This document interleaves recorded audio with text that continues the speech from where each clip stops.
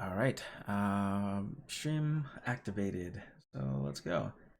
We're gonna be playing Dungeons and Dragons: Descent into Avernus, a Baldur's Gate game.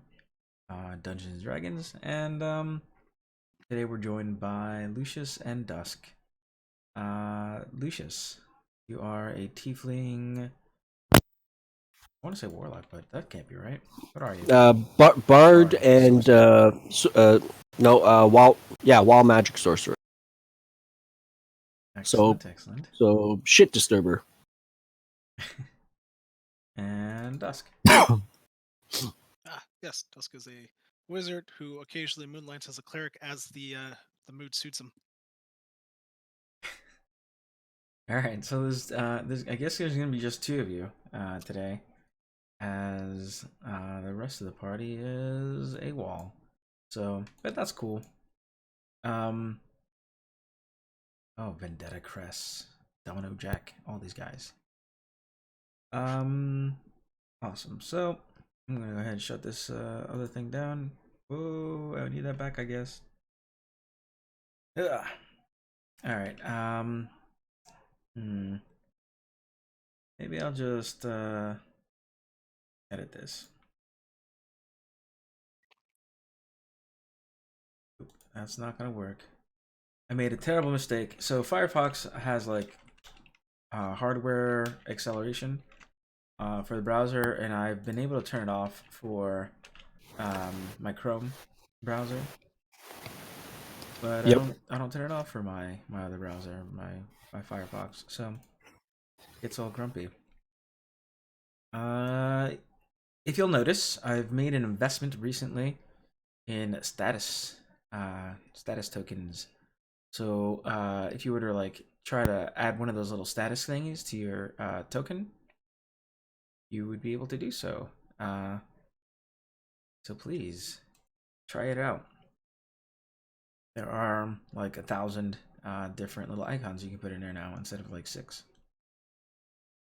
Try it out. Tell me what you think, and if it's a no-go, then we won't use it.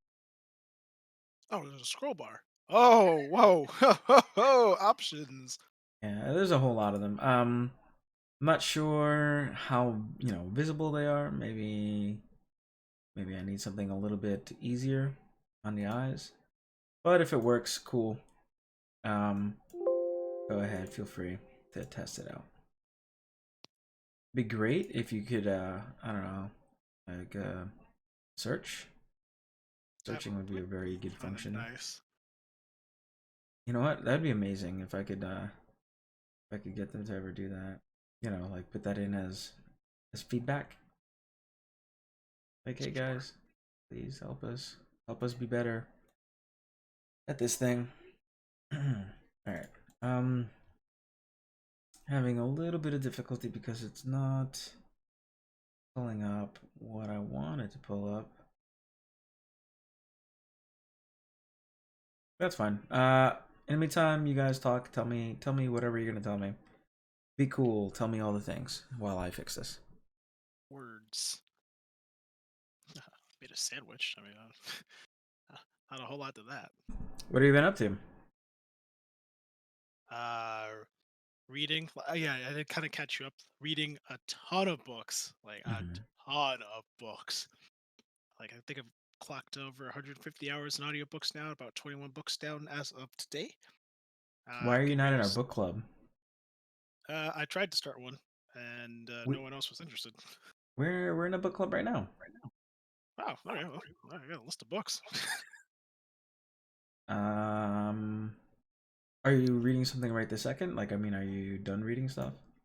I just finished a book called Moonwalking with Einstein. Really cool book about memory, this memory world championship thing, and this journalist who went from being curiously interested to actually trying out for it, and that kind of scene that happened there, and a lot of history that goes back to when memory studies started, some biology, and some examples of other people who were in that scene and kind of adjacent to the scene. It's really, really well done, very well narrated.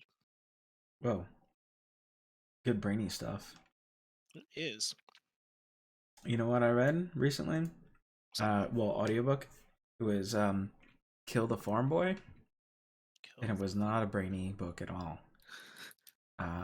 It was so in our server in the Discord, we started a book club, you know, and right now our bookworm, uh, you know, dragons, haha, is Fighter Girl, ah, and so she's been suggesting books, and so we tried it out. We don't really know how to run a book club, so it was like, read the book. What do you think of it? And I was like, it's okay. And that was pretty much the end of our book club. Then she said, hey, how about this book? It's a Witcher book. And because we were talking in spoiler chat about the Witcher TV show, I'd never played the games or whatever, so that was my first introduction to the whole thing. And I was like, oh, you know what? I enjoyed that show. I would like to read the book. So we just started that up now too. But not they're not brainy books. I think they're just fiction and gamer type stuff, nerd things. nothing wrong with that. I'm doing a lot of professional development right now, and next month, if I can ever get the school to stop being ridiculous in terms of their financial aid that they told me they were giving me 3 months ago, I'll be doing 3 classes, and then once I finish those 3 classes, I'll try to knock out my last 7 in six Nice. months. Yeah, financial aid will never stop being ridiculous. It's a bit of a chore. I'm Yep. finishing my bachelor's degree this year. There's a Yay! there's a cool program to direct commission for 17S, and I'm 100% going for it. Hmm. Oh, wasn't I supposed to send you that stuff? Did I forget? Yeah, I'm curious about it. I can't actually. I mean, I probably can't do anything anyway because I'm committed to a thing, but it's cool. Um, There's always waivers. but anyway, so I was kind of hoping these guys would sneak in, last minute, but it's been 7 minutes and nothing. So, what do you remember from the last time we played a month ago? huh. Your sense of humor. There was stuff on fire. I mean, it's hell, so I mean, but there was like a big war. I kind of remember that. I guess that was meaningful.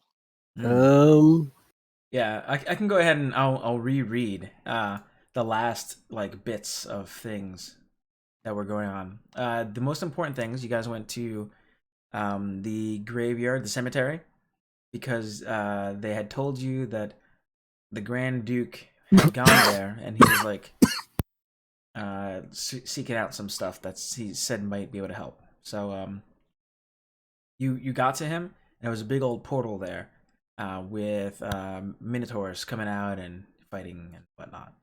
And he was kind of stuck with a helmet on his head, and he was like gibbering back and forth, like he had two different voices, his voice and some kind of demonic sounding voice, right? Um, so yeah, let me read that part, and we'll do this. A bloodied woman in armor, a soldier wearing the colors and crest of Elturel, grasping a longsword fit for an angel. Fresh blood streamed from a nasty cut on the woman's cheek. And then, flying next to the woman was a small golden elephant with rapidly fluttering wings. As an enormous, loping demon threatened to devour the woman, she plunged the sword into the ground, while the winged elephant made a trumpet sound with its trunk. The demon was hurled back as an alabaster palace rose up around the sword. The winged elephant fled and took to the red sky of Avernus, where it watched as a bloody scab grew up from the ground to engulf the palace and the enormous demon. The winged elephant fled and wandered into a delirium before coming up upon two odd, bird-like humanoids dressed in patchwork armor and standing next to a strange infernal vehicle. The bird creatures were equipped with odd weapons and tools. So that was Grand Duke Ravengard's spirit journey. The visions that he told you about that he had saw, and there was a big exorcism or whatever. so he can get the helmet off his head, because he was kind of like catatonic before that point. Because you had brought him back to the high hall where there was a woman who could do exorcisms or whatever. And then you're on your way out.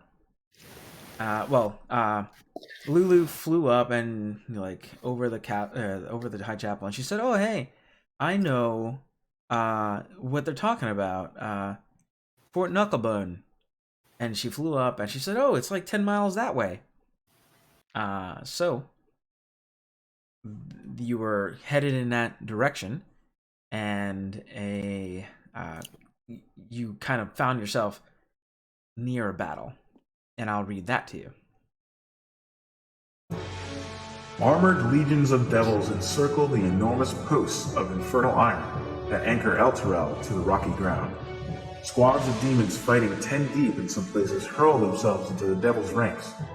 Most of the Abyssal's troops are lowly mains and dretches who die quickly in vain attempts to drag down devils so that stronger demons behind them can strike killing blows. A dark river cuts a path across the blasted landscape and flows directly beneath the city.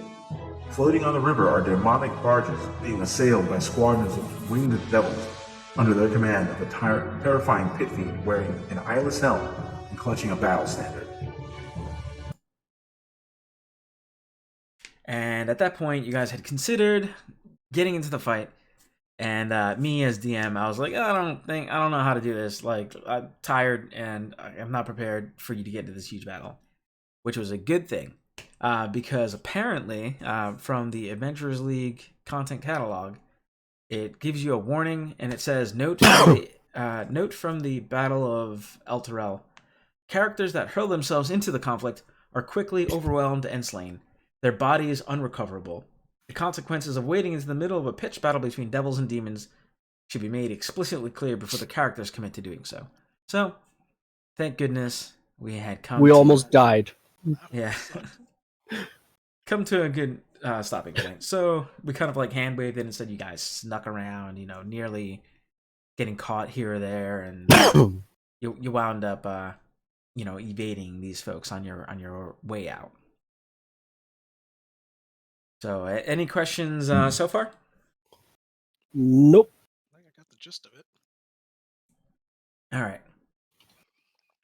So now you're in Avernus. And get to read more stuff. Yay. Yeah. Give you a little handout too. I've already, I think, done the handout, but I'm gonna like redo it just because got the sniffles, buddy. Yep, for the last 2 weeks. Oh god. It's that time of the year. That's not good. Yeah, and our temperature has quickly dropped. So far it has been like 15, maybe 17 degrees in the last 3 days. Mm. And it's gonna get colder. Colder, oh no. Yep. Oh man. Yeah, it's getting cold over here on the east coast of the United States as well. But we had a little bit of snow, and after that the sun came out. My snowman had lasted like a full day, but it's starting to crumble because all that direct sunlight's just getting at it. So unfortunate. Stone vampires. So this is kind of what it looks like, Some cool art. Avernus. Yeah, those chains are kind of a big deal. It's apparent that every once in a while you hear like a click click click as the chains drag Elturel down closer to Avernus.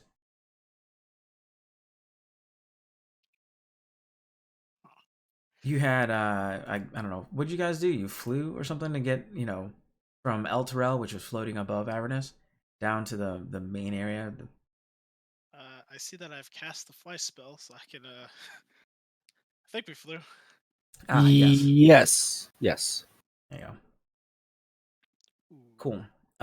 So yes, there's that. Let me read to you, I guess, kind of like the features of this place. Sorry, I'm doing a lot of monologuing here, and if it's too much, let me know.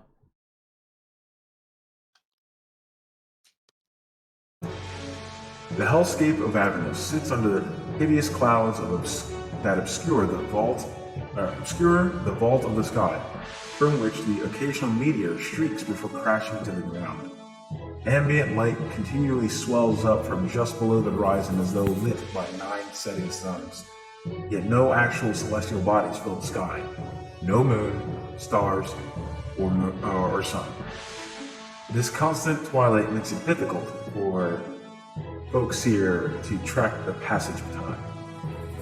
The atmosphere reeks of brimstone and burning tar, and hot gusts of wind shriek across the landscape to scour the land below. Sometimes these winds swirl into immense sandstorms, which can strip flesh from bone and plunge everything into darkness. Biting flies, hell wasps, and blood-sucking sturges patrol the air, hunting for any source of blood to feed on. Swarms of them seem to grow so large that it can blacken out the sky and occasionally deafen the ears with the sound of their wings. On the ground, wandering bands of Nuperibos, blind, loaded castaways of the damned, move in the thousands like living lakes of corroding flesh in their agonizing search for food. Bone fields, quicksand, bubbling tar pits, lakes of lava, canyons of wailing souls, and salt flats make the tears of the damned all made from the tears of the damned await all those who wander this hellscape.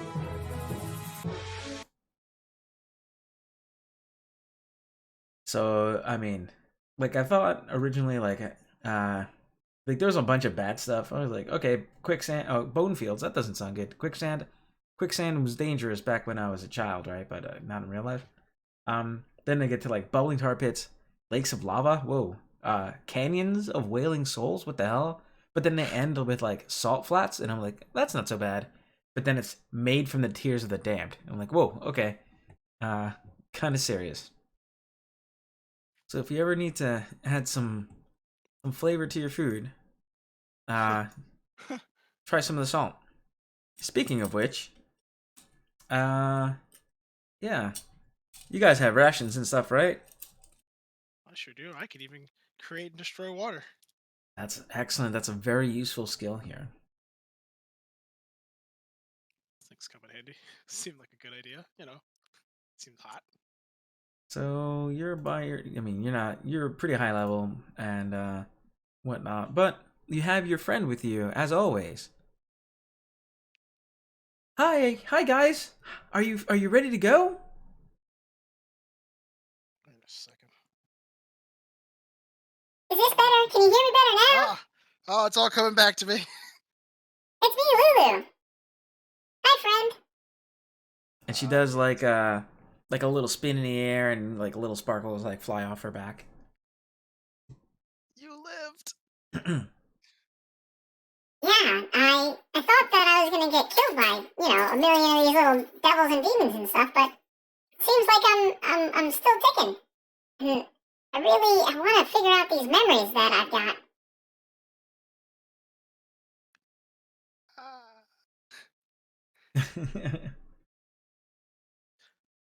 In fact, I feel like I remember something. And you hear like a ding, like of a level up. Oh, that's. Oh, cool! I forgot I could do that.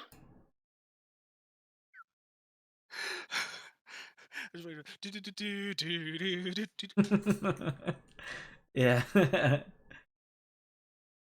Something like that. Yeah. So, are you ready to get going? It's only 10 miles away. Not that far. Oh, damn it. No, You know, I have an idea. We should take this opportunity to to rest, and I have just the way for us to not die and be able to take advantage of this piece. Move full strength.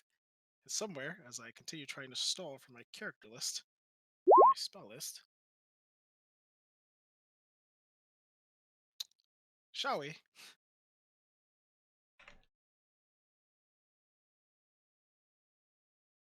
Little tiny hut Tiny of hut. happiness. Cool, Meek, cool. Our savior. Let us rest. Or please let us rest. Okay, so you'd like to put up the tiny hut and try to rest?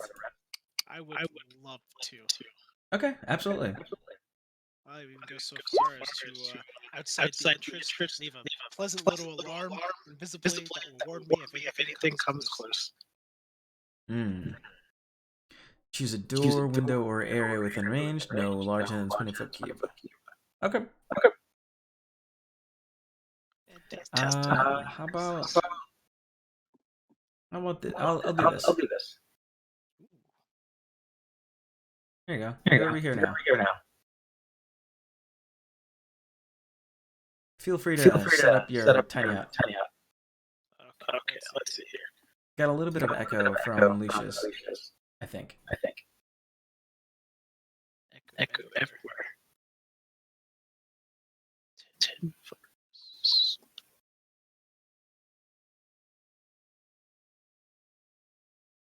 Like that, I think. Nice. Feel free to drag yourselves out here.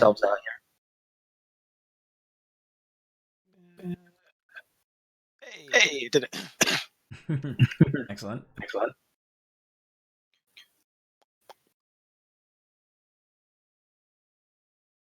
And Lulu, I guess I should drag Lulu out, huh? There we go.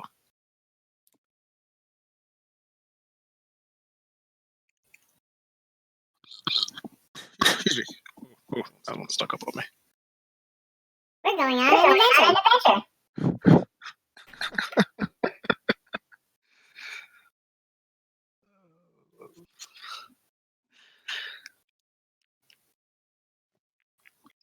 Yes. Okay. All is well. Long rest, please. I just want lots back. Yeah. So, what do you do during your long rest? Are you guys gonna like one up, one down? Are you gonna just both sleep? I will set the alarm to wake me up. I can be a guard. Oh, that works too. I'm going to sleep. Guard away. I am sure I will wake up. Hey, Ken. Yes. You may guard. Hey, Ken. Lucius. Do you have a man down? Yes, what? Just if you could please. Oh, you might have already taken care of it. Great, because we had some pretty serious echo there. Cool. Thank you very much. Which is weird considering I had my microphone off. I don't know. Oh, Could you guys do me a favor and roll 1d6? Well, one of you. 1d6. I'll take the first one I see. That's okay. Yeah. Yeah, no. Not allowed to roll anymore. I've had a long string of hurts this campaign. It was bound to come up sooner or later. Hey, guys. Yeah, but this can't be like the first one that we get off the bat. Hey. Did I ever tell you I used to be able to change into a golden mammoth? And I used to Dear be God. Zariel's warm out? I'm getting the impression I'm gonna have a very troubled sleep. I get the impression we're no longer going to have a tiny hut. Oh, wait. That's important. Zariel, Picture change. Gold. That's pretty cool, huh? Tell us more about Zariel, since you're a very good shape changer. Well, I was with the angel Zarya when she assembled her army of Hell Riders to attack Avernus. Through the gate we went, tearing through devils like song through air. Victory was within our grasp until some of the Hell Riders betrayed us. They retreated through the gate and sealed it behind them. Before she was captured, Zariel told me to hide her sword so that it wouldn't fall into evil hands. Someone helped me hide the sword, but I don't remember who. We found a place to hide it, but I don't remember where. And then I escaped Avernus, but I don't remember how. And most of my memory is gone, but I don't remember why.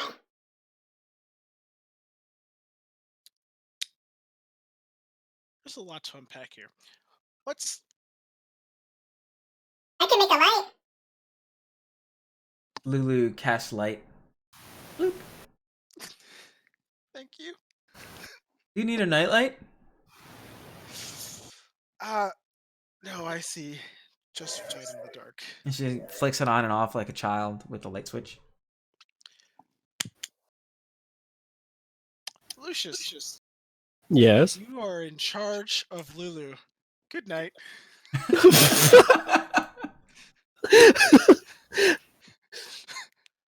Lulu, go to sleep. Quit playing with the light.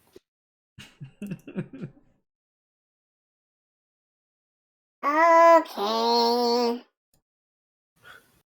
Thank you. All right, so there's no day or night here in Avernus, but you do decide to take a rest, and as you rest, you feel you have fitful dreams, right? You have this whole place is not great. Like there's a sense that there's some type of just pervasive evil that permeates throughout this whole place, seeping through the ground, all around you, even your little tiny hut. Although it still functions the way you normally have it function. It doesn't, you don't feel as secure as you normally would. So I need you both to make wisdom saves for me. Huh. Oh damn, maybe I should. Yeah, Lulu maybe too. Let's see if Lulu does okay. This is all right. Yeah. Cool. Oh boy.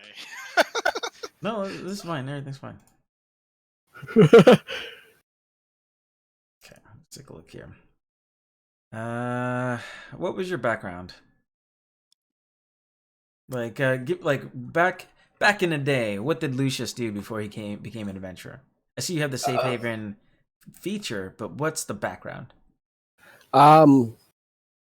Pretty much running for the Zentarum. It's like a criminal. Yeah. What kind of criminal would you say? More doesn't kill his friends, right? more spy and information. Okay. Cool. Good to know. So you tell me like what you might dream about, like a bad dream of your criminal life, like back in the past. Oh, Share with the class. yeah.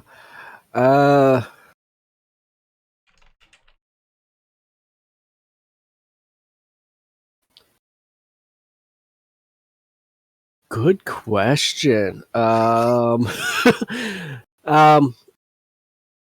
It would have to be like it was selling a piece of information that seemed legit, but ended up getting a close friend killed. Because no one was careful enough to actually check the sources. Oh yeah, I hate it when it happens. All right, cool. I need you to roll a 1d4 for me.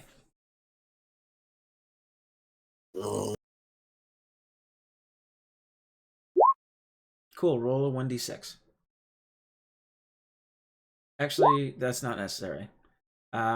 So, you have these bad dreams, right? And just this pervasive evil of this place kind of like reminds you about this bad info you had. You thought it might be like good at the time, but you realized that in fact you'll do whatever it takes to become wealthy.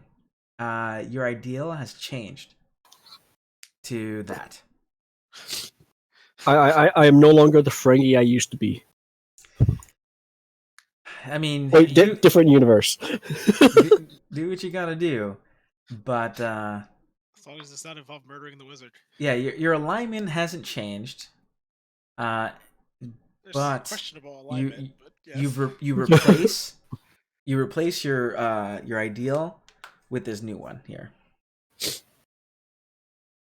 there's that. Oh. Yeah. Oh boy. Oh boy. Okay. Maybe I should have. I don't know. Whatever. We'll leave it in the open. There's no reason. We're all friends here, right? Yep. And you call him on his shit if he's not acting correctly. If he's not acting greedy, you tell me, and we'll take away everything. No, just messing around. If I'm not acting greedily. Yeah, no. If these personality traits are just kind of like a guide, and if I see you acting in accordance with your personality traits, even though sometimes it may not be the best for like as a player, you know that it's not a good idea. Yeah. But you're doing it.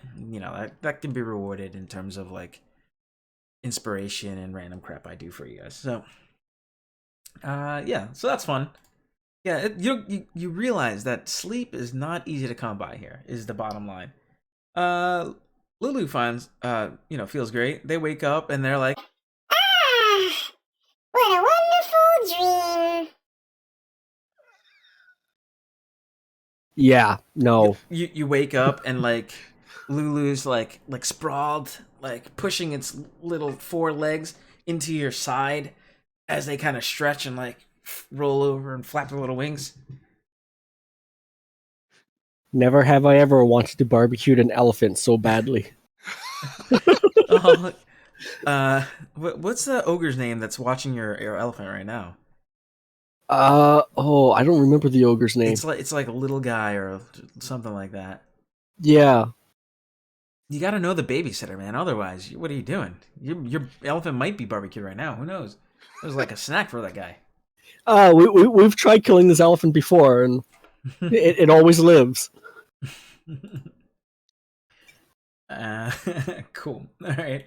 So that was random and fun. So let's see. Along the way, your 8 hours are up or whatever, and something happens. I'll put these two guys here.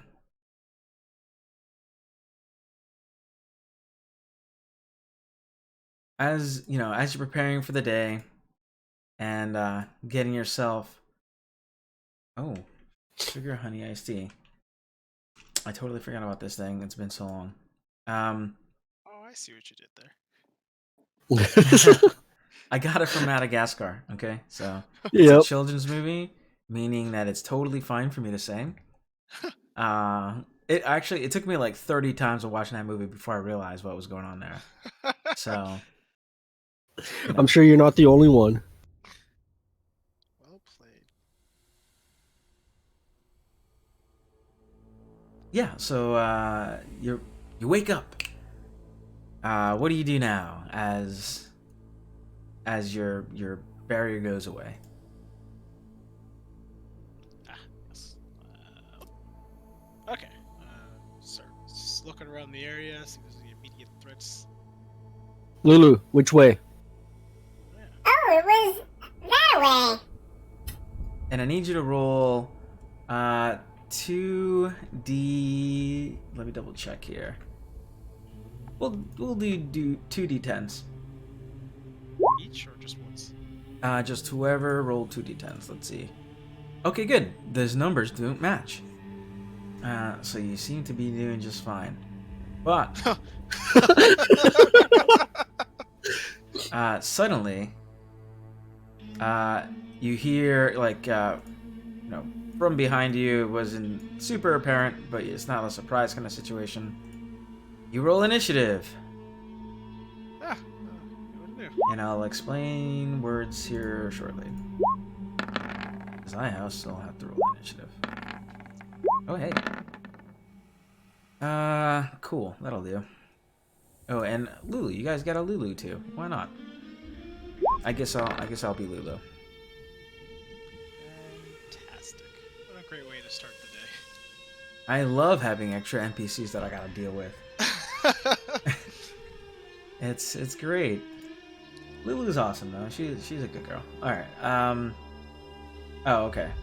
So sorry. Before this happened, you actually discovered words have been carved into one of those monolithic boulders that dot the wasteland of Avernus, and the script reads. And I'll use storyteller voice, I guess. Prove yourself worthy of being my chosen. And it seems to have been carved into the stone by a massive claw.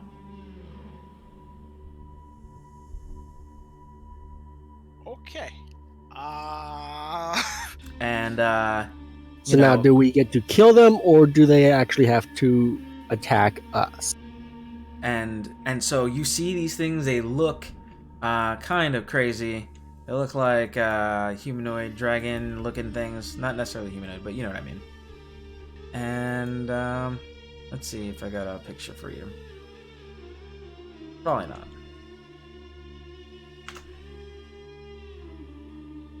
But you see these white-scaled, hideous-looking devil-ish creatures with wings at their back, on their backs, as well as a very large long sword in a hand.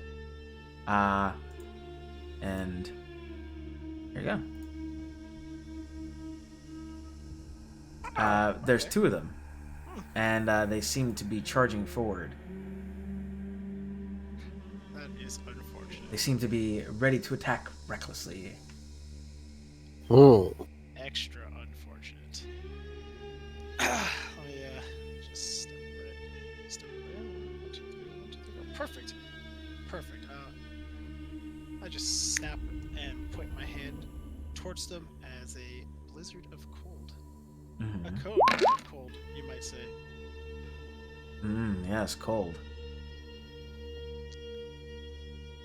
Okay, great. That would have been 27 damage.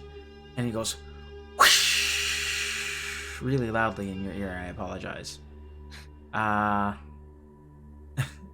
As it hits their frosty white scale-ish skin, and seems to have no effect whatsoever on them.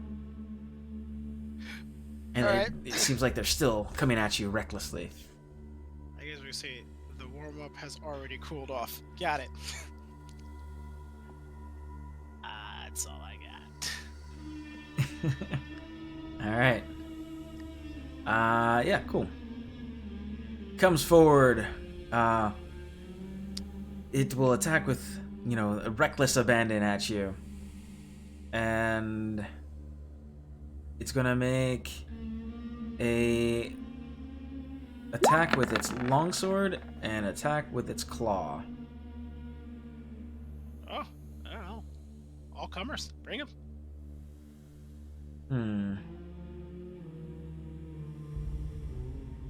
Okay.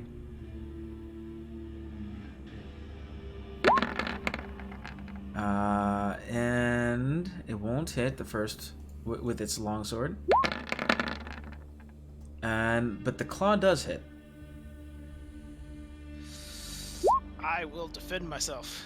As his claw, like, just nearly strikes at you, in the nick of time, you're able to, like, spring up a shield to protect yourself from it. And it kind of, like, does one of those, like, force field bling kind of, like, things, like, one of the, yeah. And it just kind of howls at you. Ha! All right, Lucius. Hmm.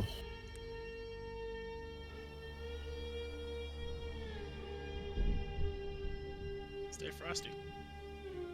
Yeah. Okay. So apparently cold didn't work. That's good to know.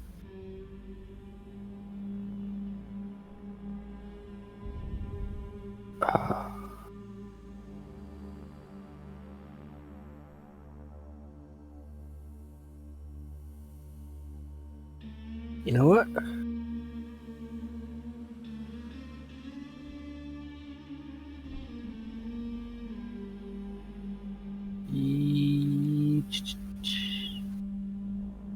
Yeah. I'm just gonna look at this one down here and just start whispering threats of what I'm gonna end up doing to it. The type of the limbs I'm gonna rip off of it one by one in each section. Oh, dang. Hey, he'll do anything for that money. Yep. And I need wisdom saves. All right. So it is Dissonant Whispers on the guy next to Dusk. No, the second one, the one at the bottom. Okay. Do you want tips or no tips? Strategic tips? No? Strategic tips. Sure. Okay.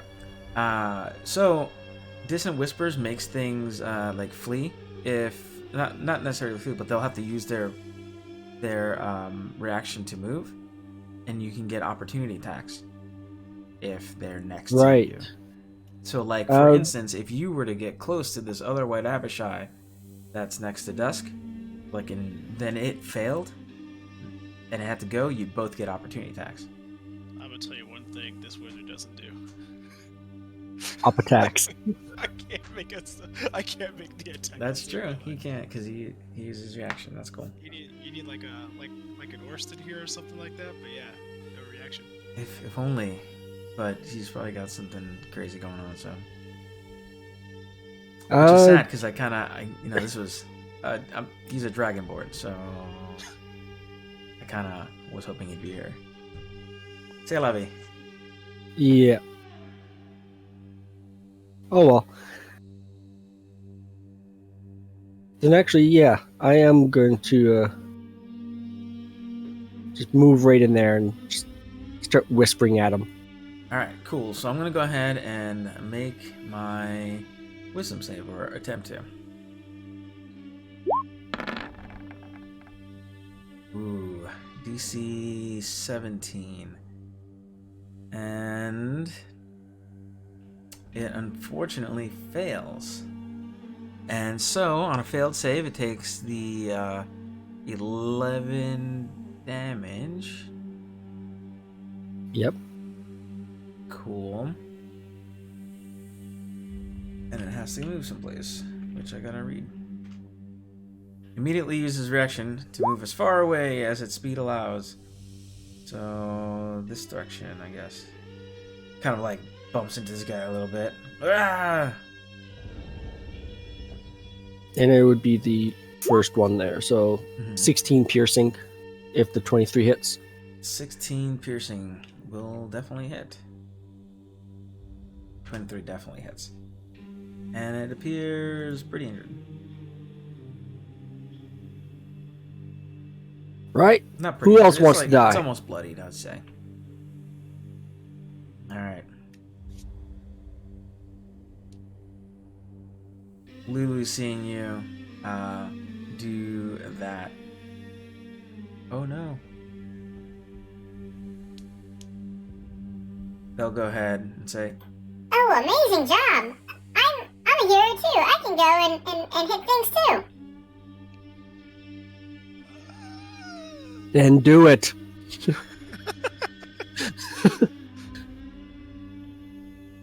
and then yeah, so they'll go ahead and they move really fast. They kind of like zip around at a rate of 120 feet flying.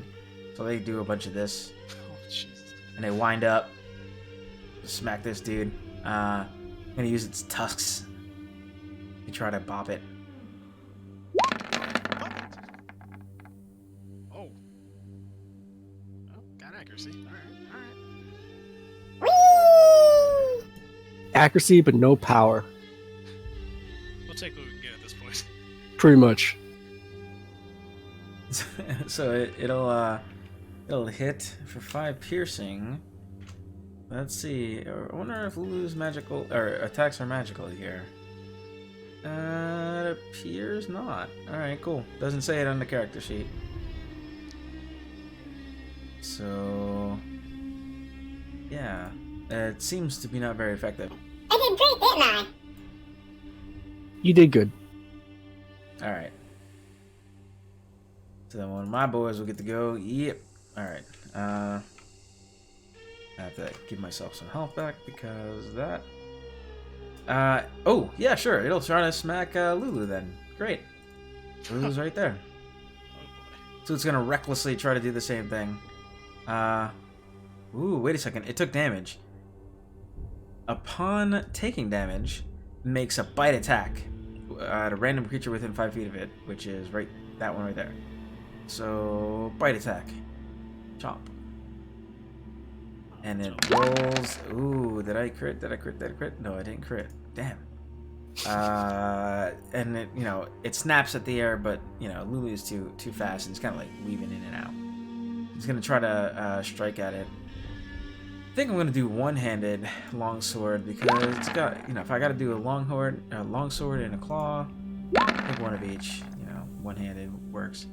The longsword misses, but it takes its claw and catches Lulu right in the jaw for 9 slashing damage.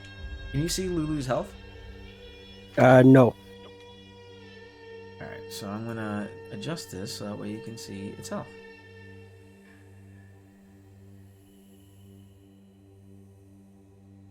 There you go.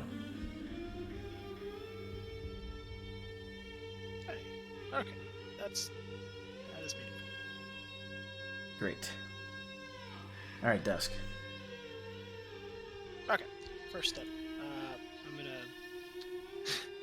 make an arcane signal, even though I know it's pointless, and I'm gonna put a shield of faith on myself, which yes. also triggers my war magic feature. So I now have a +4 bonus, 2 from this, 2 for concentrating on a spell. Okay.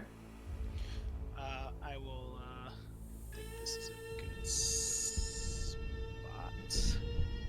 Wait, hang on, let me count.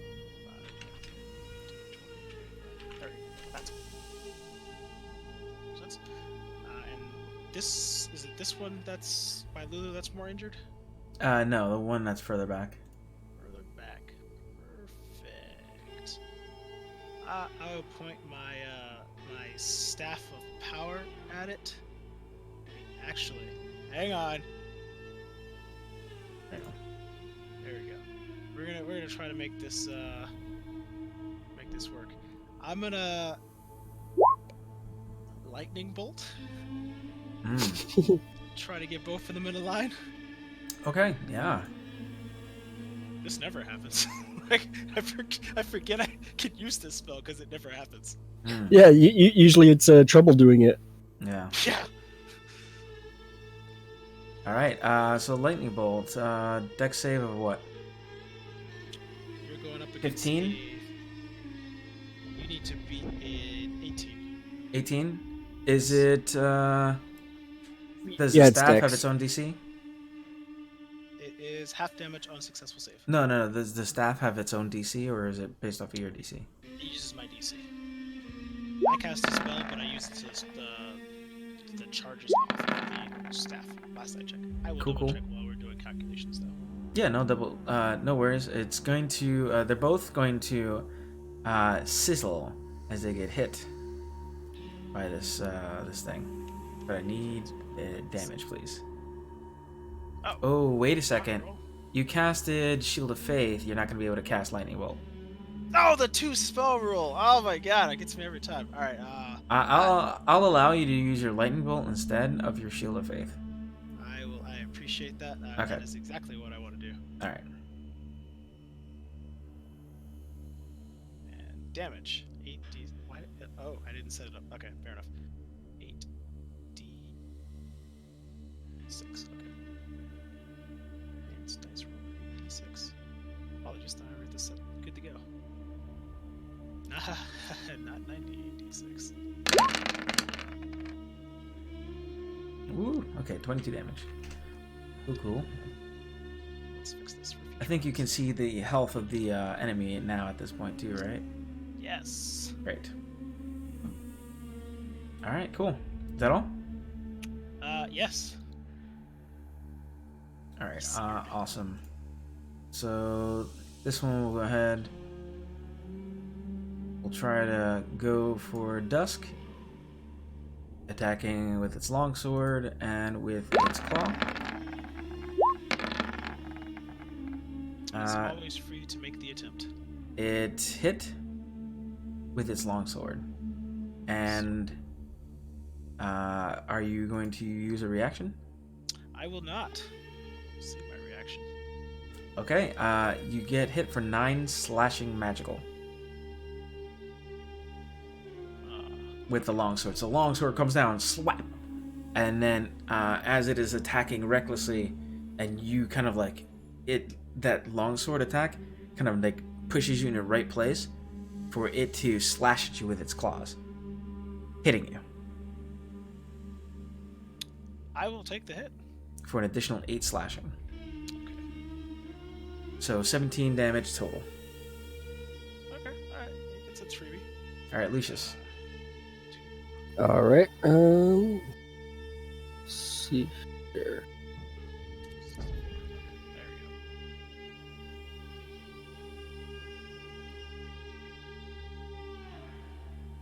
Okay.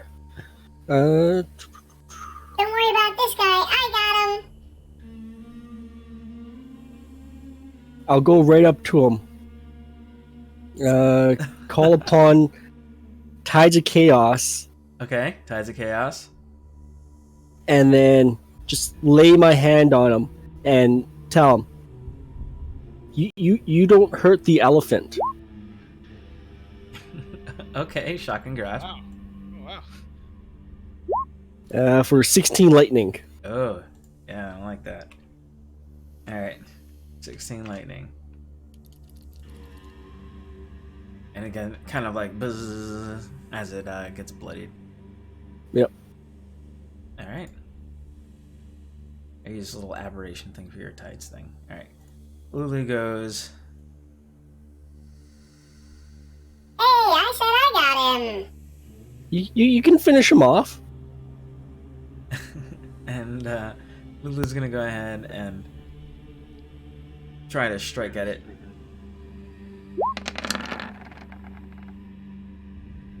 Dealing 4 piercing. So it's not magical, I guess. It doesn't say that its attacks are magical, so... Or, yeah, it's... So I gotta imagine that they're not. Although, I'm surprised. Genuinely surprised. Alright, Abishai, reckless attack. Little thing or thing that hit it. Evens, it'll be a Lulu, odds you. Alright, to Lulu. As Lulu is gonna try to strike at it again. Longsword and claw. Lulu avoids the attacks.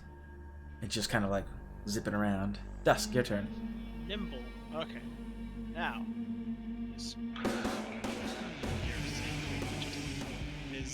sitting right in front of me. Is Mhm. bloody. This actually moves up here with me.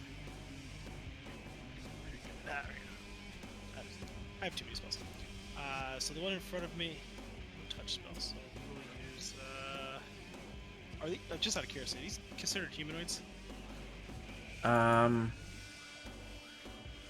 for a friend. You would think not. Okay. They seem too devilish to be considered a humanoid. I will drop.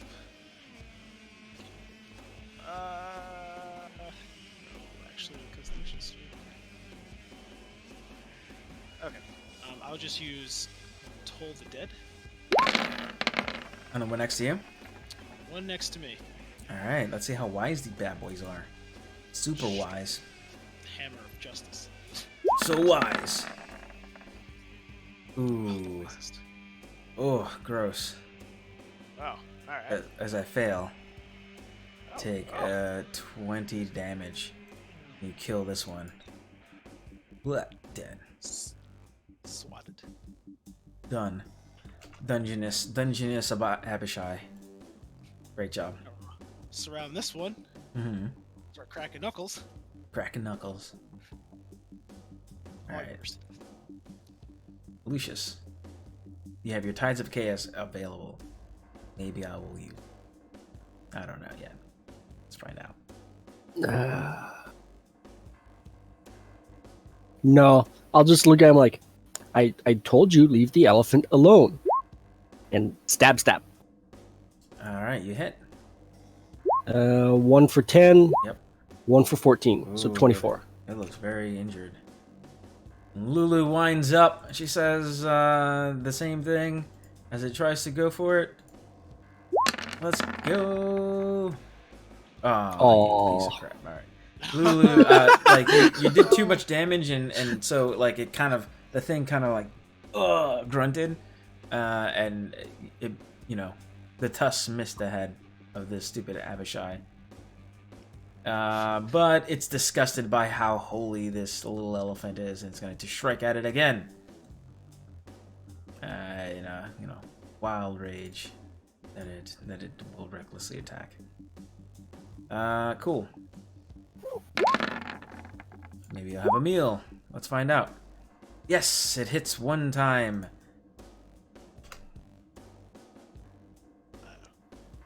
And lets out a nice roar.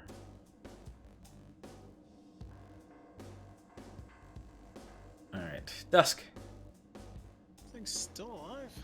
Yeah, it's still alive. It's kicking, man. Probably has like 1 hit point left. I know, right? It looks very bloodied, very injured. That was very painful. Okay. Oh, we're all standing. I had the perfect spell. But we're standing next to.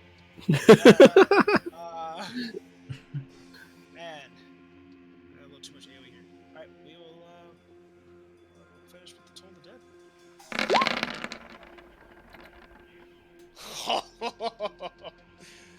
So, funny story. Mm-hmm. This is where it all goes wrong. Mm-hmm. Like you start to like cast this spell. You're doing this thing. You're like doom to this guy right here, right? And you expect some kind of effect to happen, but it seems like nothing happened at all.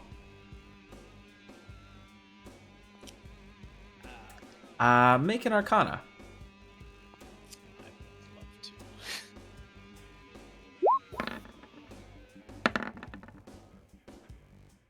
Oh, okay, sure. My one job. Give me a perception as well. Let's see. Yeah, that's good. Second job. Yeah. So you notice that there seems to be like the way that it hit, like it seems like there's an aura around Lulu, about 10 feet around it, and for the love of God, literally. it seems that creatures can't be affected by what you just did anyway. Oops, disregard. when creatures are, when they're right on it. Seems to be coming from Lulu. So she has a counter spell built into Lulu, her. do you prevent things from dying when you're next to them? I do my best to make sure nobody dies. Lulu, this creature needs to die.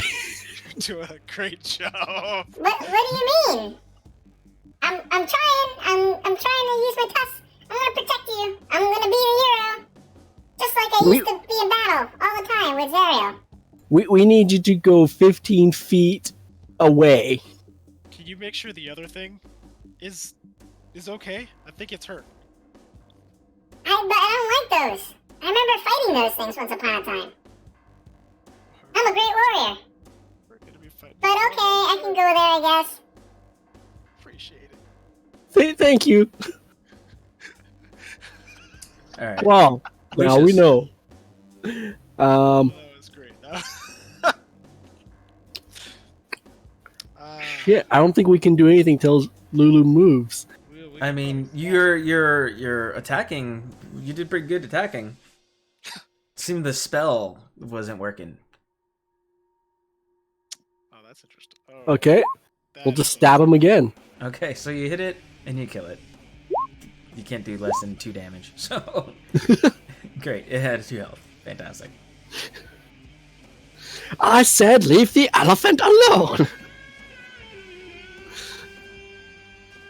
All right, cool. So yeah, the last Abishai, it dies, and with its last breath, it says in almost like a voice not of its own. It says, "You are powerful, but you are not yet worthy." and it doesn't seem like it said it, but it said it,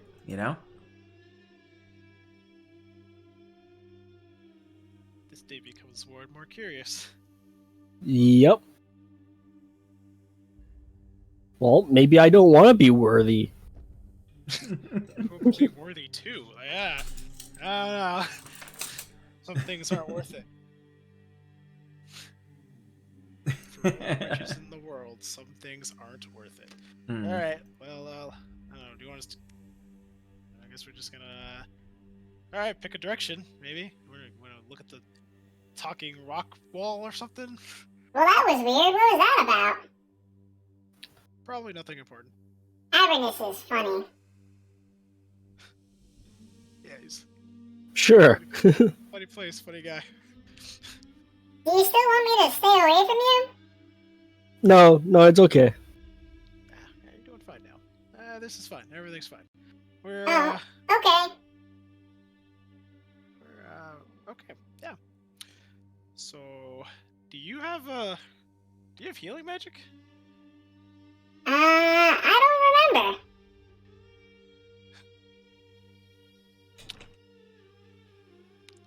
Fantastic. Why? How damaged are you? It's reasonable. It's doable. I could cure wounds if I felt like it, but I'm not. It's not really what I do. I take hit points away, man. Maybe I can try to figure something out. Let me think. Come here. Okay. Where are you hurt? Everywhere. Everywhere. Just these gash marks here and here, and almost got my face. I don't get a battle scar. It's fine. I didn't want one anyway. Oh, I think I can take care of that.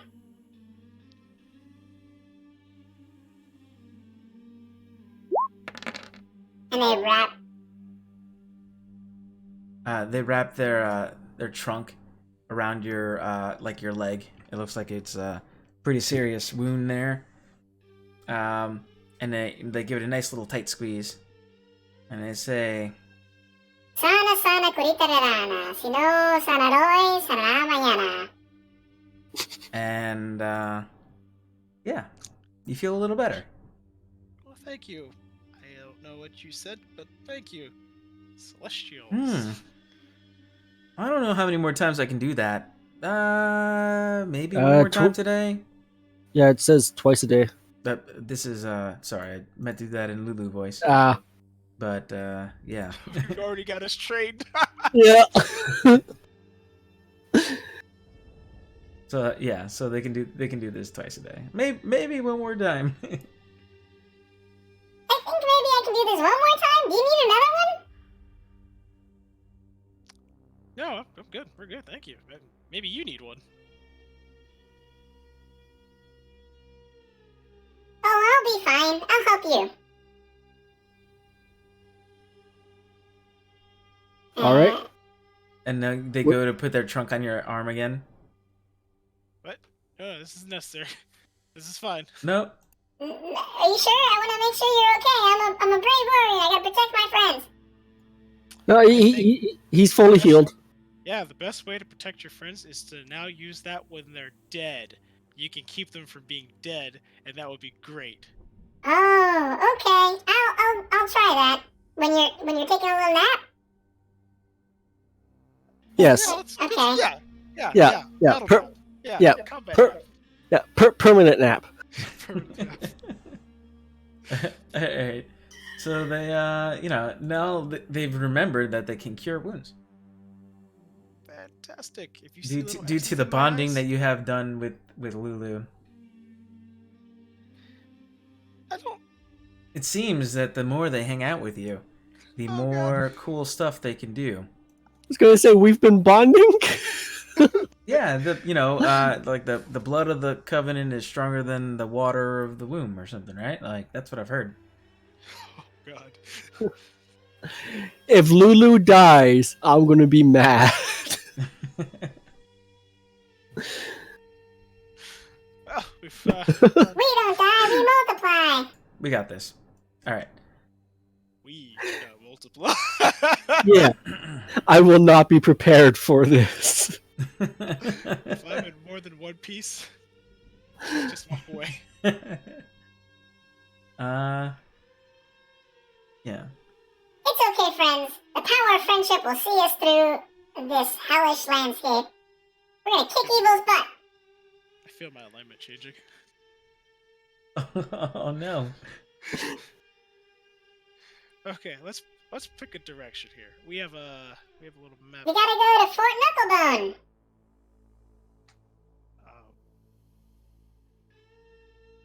Right. Where are we? Um.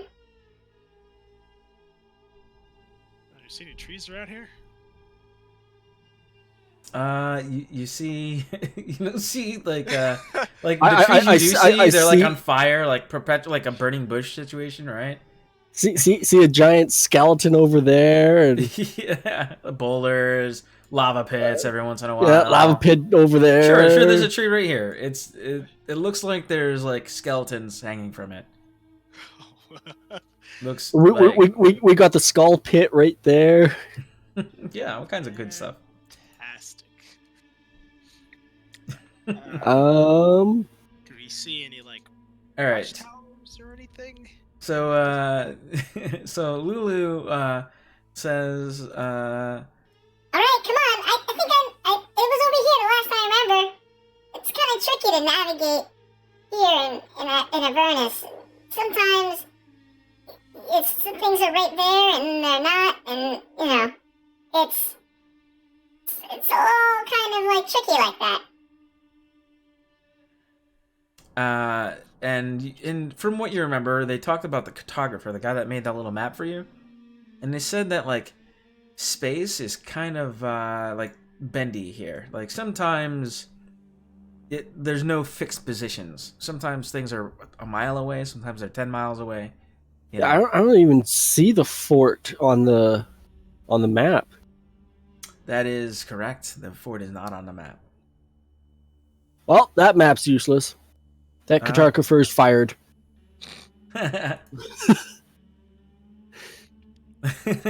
So this is a useless map. It's fine. This is fine. I am not a useless map. Wait, what? What? At this point, we really Nothing. should stop being surprised. Nothing. Yeah, Don't okay, worry. yeah. We've got the talking shield. Why not a talking map? Oh yeah. So who picked up this talking shield? Worst.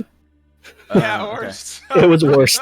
Okay, that's fine. I mean, Because he was the only one that could use award. it. It's a story award, so you could technically have it with you. You know. It's in my bag of holding.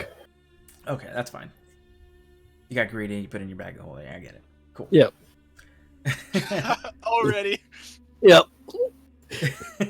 Or refused to come with us. I took his shield. Oh. Cool. So that being said, I guess we can start heading to Fort Knucklebone. And it's been about an hour. Let's go ahead. Let's take a quick break. Stretch your legs, get some water or whatever, and we can come back to this. That was fun. I liked it. Thank you. Hoo-ah.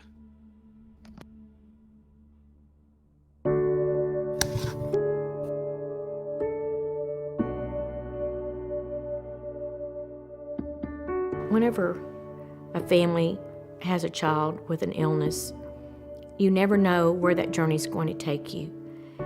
And we always prayed for a miracle.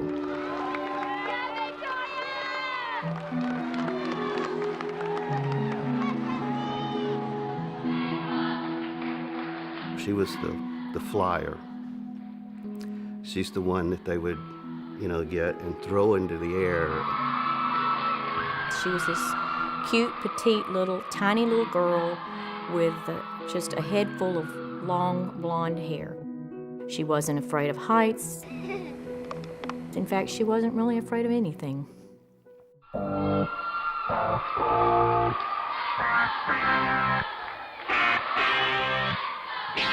I've got a story just like anyone else. A wise man said, this too shall pass. Oh yeah. Come on, I'm gonna go all the way this time. Flying, never coming down. Gonna reach the stars. I'm going high. We had noticed she had just gotten weak. I said, what's the matter with you? I said, you're a tumbler. You can tumble and do backflips, without knowing. And it progressed from that to she fainted a couple of times. And we thought it was, she's got a virus or whatever. So I took her into the doctor the next day, and they immediately sent us to Texas Children's Hospital. She was just, from the moment I met her, she was about 11 years old, she just had a sort of magical presence about her, and nothing would keep that girl down. Victoria was diagnosed at the age of 11 and a half with acute lymphoblastic leukemia. The cure rate for leukemia is the 80%. When Victoria was told that she had cancer, that's the only time we saw her cry. And Dr. Dreyer walked in and told her that 80%, 85% rate cure. So Victoria accepted that. She said she wasn't worried anymore. In today's world, we cure, go away forever, about 80% of children. In 1965, we cured 5% of children. So the improvement is unbelievable. And Victoria actually had a particular subtype of ALL that the cure rate should have even been better than that. Victoria's treatment was to take 2.5 years. And at the end of 2.5 years of chemo, Victoria was to be finished with her treatment.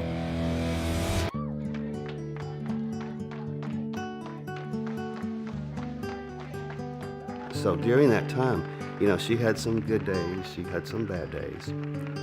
When she was sick, she still would put on her cheerleading suit and go do cheerleading. I have lots of pictures and important memories in my office, and one of the ones that I get to see every day is my beautiful picture of Victoria as an angel at our Camp Periwinkle. I'm the camp doctor. I've been the camp doctor.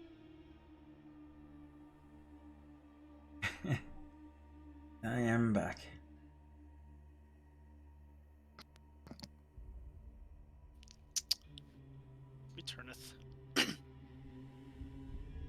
There we go.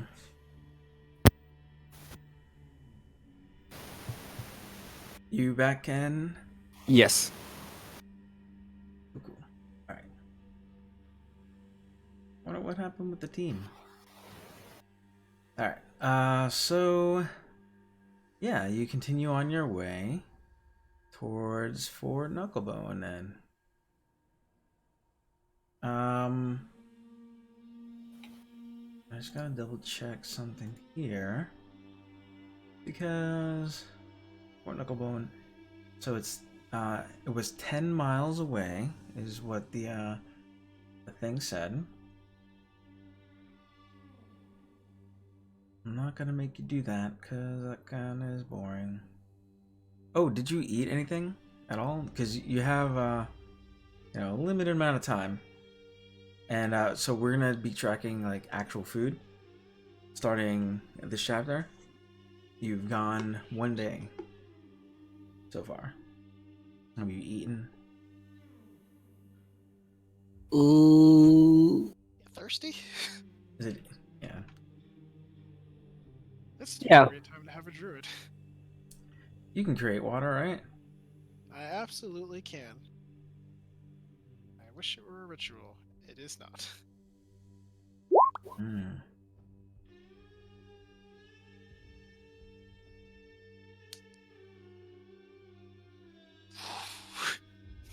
Want a swimming pool? 10 gallons, jeez. Oh, I mean that'd be great. That's like 10 days worth of water typically for one person. Yeah, if only we had other people 10 gallons and to carry it. to maximize this. Yeah, it'd be like one day's worth of water. Cool. So you have a bunch of water. You have rations on you, I'm assuming, right? Yeah, Yes. 5 left. Okay. Yeah. This is gonna be fun. Keep track of your rations. You would assume that you'd be able to get food however way back in El Terrell and all the rest of that. I'm not worried, or not El Terrell, but all those other places. But here in Avernus proper, please keep track. Great. So you ate food. When you did eat your food, it tasted really bad. Yeah, it like you thought that maybe you could press to digitate or something, but it just doesn't. It's not the same. It does not function, unfortunately. Everything tastes like rotten eggs or like 3-day-old tuna. Everything is awful. Yeah, that's the sad, unfortunate fact of hell. It is in fact just not good. Life in the Nine Hells is like literally. So at a game, there's a section in a book that says everything is awful. Everything's awful. Any food or drink that you brought with you can or that you can conjure up seems to retain its nutritional value, but tastes awful when eaten or imbibed. So that water you had, just the water tastes like bile. The food tastes like ash.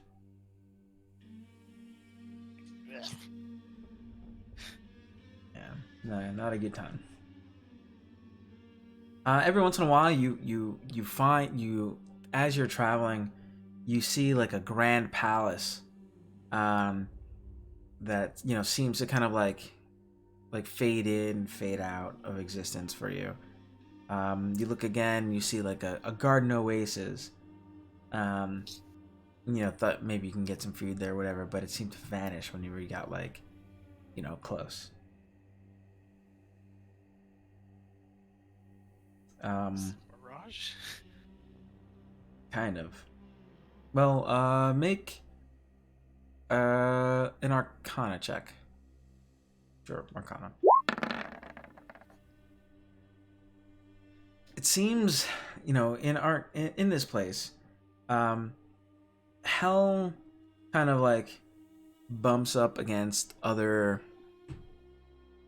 like spheres, basically. And those might be real places, or from eons past, and it kind of bleeds through into the now. Think of Silent Hill, the game, the movie. No. So it's all normal or something, but like you're on the bad side like all the time. Sounds about right. You just get glimpses of its cool past. Pyramid Head, no run! No, Pyramid Head we could probably take on. Oh, there's only two of us. We got this. This becomes a battle of attrition. Who's Pyramid Head? Maybe I can help him. You don't know. You're not allowed to help him. Oh, I know a point. So actually, as you're like walking around, I want you both to give me perception checks. I know that Lucius has like a nat 20 or whatever on his 19. Close enough. But I'm just going for both of you. Whichever, just give me a active one. Yes. Yes. You asked for a nat 20. Yeah, absolutely. I see everything. My rations has cocaine in it. It's got something. I gotta think. Homemade beef jerky. You never know what's in it. Aha. Okay, cool. So, out of nowhere, an imp seems to appear. Well, it doesn't seem to appear. It does appear. And, I don't know. We'll use... We'll just, what does this sound like? What does this sound like? What does this sound like? No. That is not the devil retreats. That is what happens when the devil sees us coming. Nope. Huzzah, heroes! You have accomplished much in your short amount of time. My boss has taken notice of your ambition. He's a fan of what you do and how you go about doing it. Is your boss Hallister?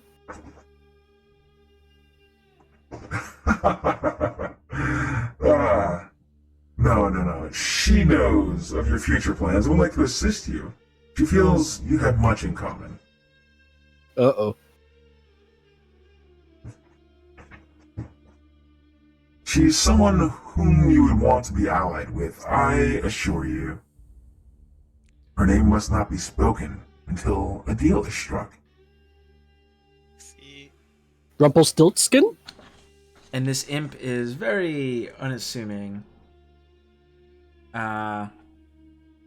And he, it says to you, I think that we can help each other out. How about I offer you a deal? See, these never end well. In the not too distant future, someone is going to make an attempt to kill an ogre in Candlekeep. Its name is Little One. Oh. Oh no. When you see this happening, all you have to do is let this innocent ogre be murdered. No. I don't think we're interested in your deal anymore. And it doesn't matter the cost. How about I'll let you know what you get in exchange. How about that? Not interested. Moving on. Nope. Little one's looking over Tembo. Not allowed. I assure you, your elephant will be fine. Lies. This is what you'll get.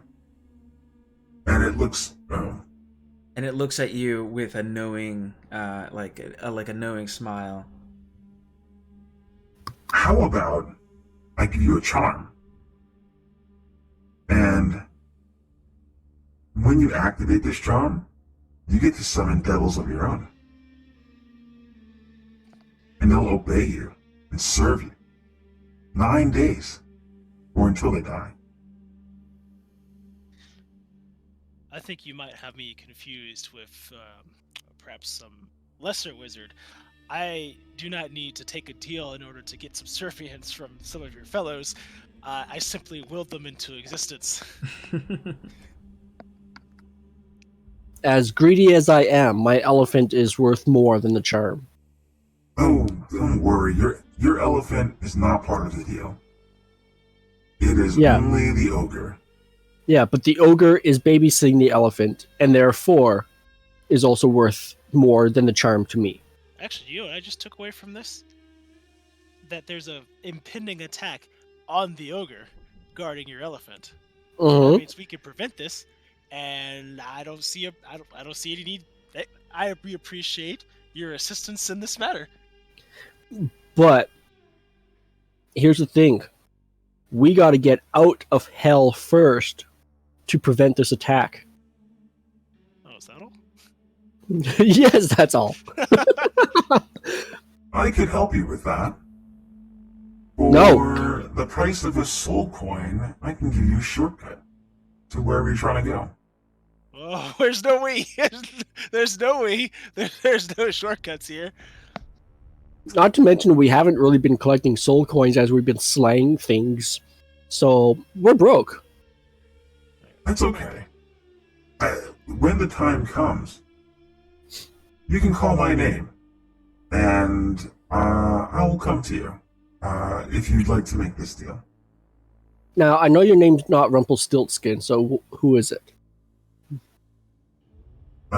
You can use the name...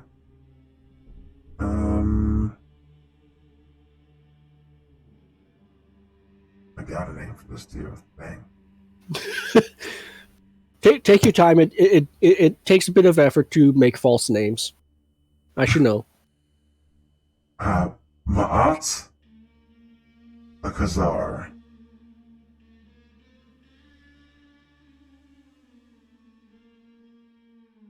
Okay, well, it was great meeting you. And when we feel that we have the need of your services, perhaps we will invoke this name under duress. Under great duress.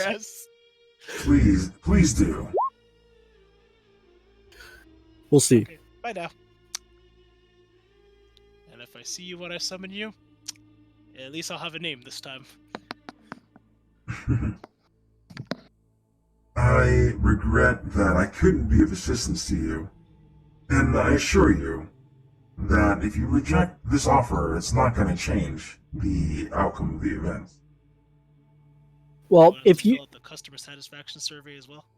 Well, if you regret not being service to us, maybe you should make the deal better.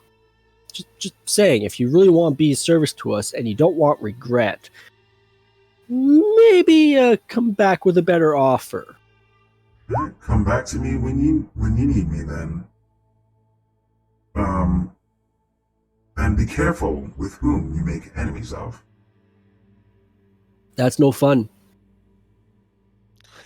There's only two of us right now, so actually, it is fun.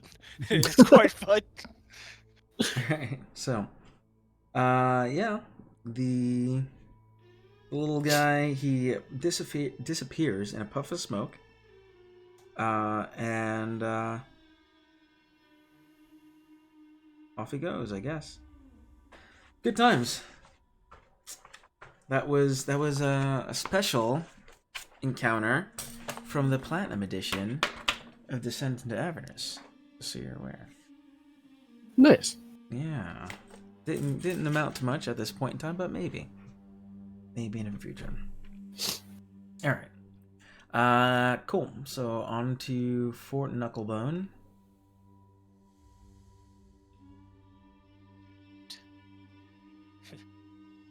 The travel is dark. Wait, not dark, because it's light here. 10 miles. I gotta remember how much traveling you can do. I'm not gonna do that part to you. So, So yeah, we'll just call it that you are getting there. How about that? I just gotta click the button to see it. Cool. Let's use story voice now. Story time.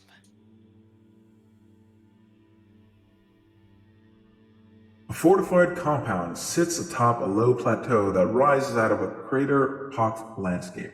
The center of this compound is a hill of rust-colored stone that resembles a hand clawing out of the ground with gaps between the fingers. A jagged wall made of rocks, bone, and metal debris surround this hand-shaped hill. Other highlights visible from this distance include a gatehouse, atop which stands half a dozen small figures on watch. Whoa, look at all that. Wow. And I think I might even have a handout, which looks much cooler than what I've got. But yeah, you can put two and two together, and this is why it's called Fort Knucklebone.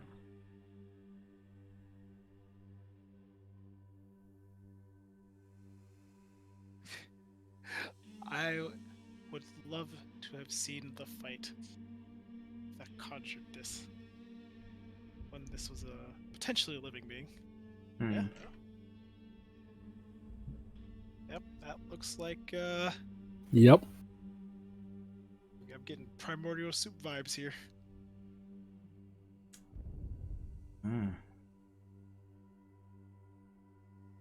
I'll say, let's make for a good bit of scenery. Maybe we could set up a shop here, get some tourism going, The Avernus Lucky Liar District. I don't know how we're gonna make the food better though.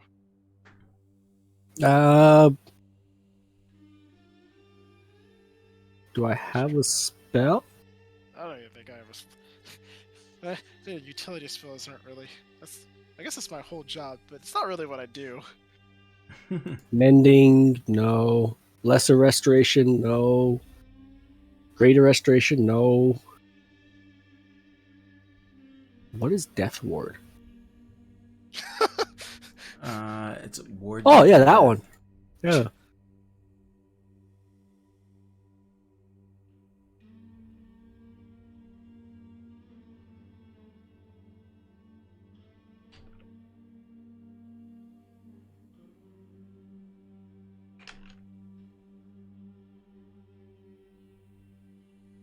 Hey. I forgot I had some of these spells here. Alright, so you're off to the left, I guess. That looks like a gate. Cool. And I got some stuff that I read to you, so. Yeah, so let me know what, when you decide to approach the place.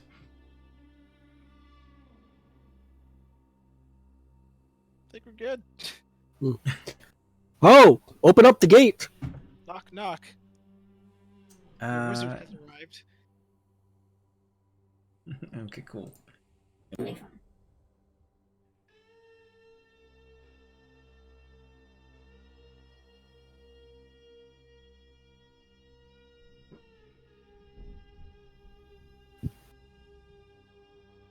Hey, you! Down there! What do you want? What's the password? Munchkinland. What? Oh. Just going by the voices. Aren't you supposed to use your people skills to, socially engineer them to let us in? Isn't that your thing? Yeah. We can't tell you the password, but you can give you hints. For toes. One toe, one hint. Okay, that's kind of gross. We didn't bring any bodies. Of course, they have to be your own toes. Damn. It's even less I was gonna go looking for toes. Come on, what's your guess?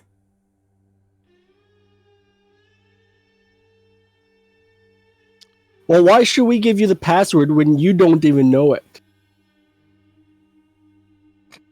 We don't even know it. What are you talking about? We know the password. No, you don't. Why does everybody say that? Are you guys just giving up? No, no, no. It's because you don't know the password. How about you? This one seems to be talking nonsense. If you know it, prove it. It seems like this is the quickest that anybody's given up. Hey, Bob. I think only that one can come in. I like the look of its vertebrae.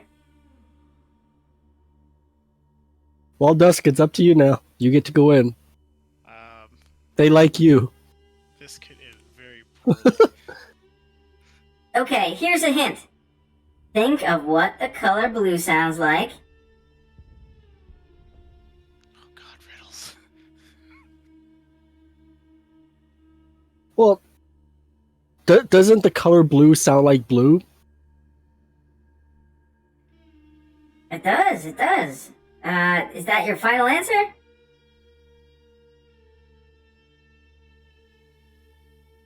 Blue? What sounds like blue? What? Blue? Flu? Lulu? I don't know what you want. Okay. Prove you aren't a demon. Tell me a joke. Demons have no sense of humor.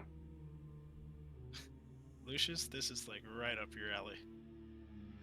Oh.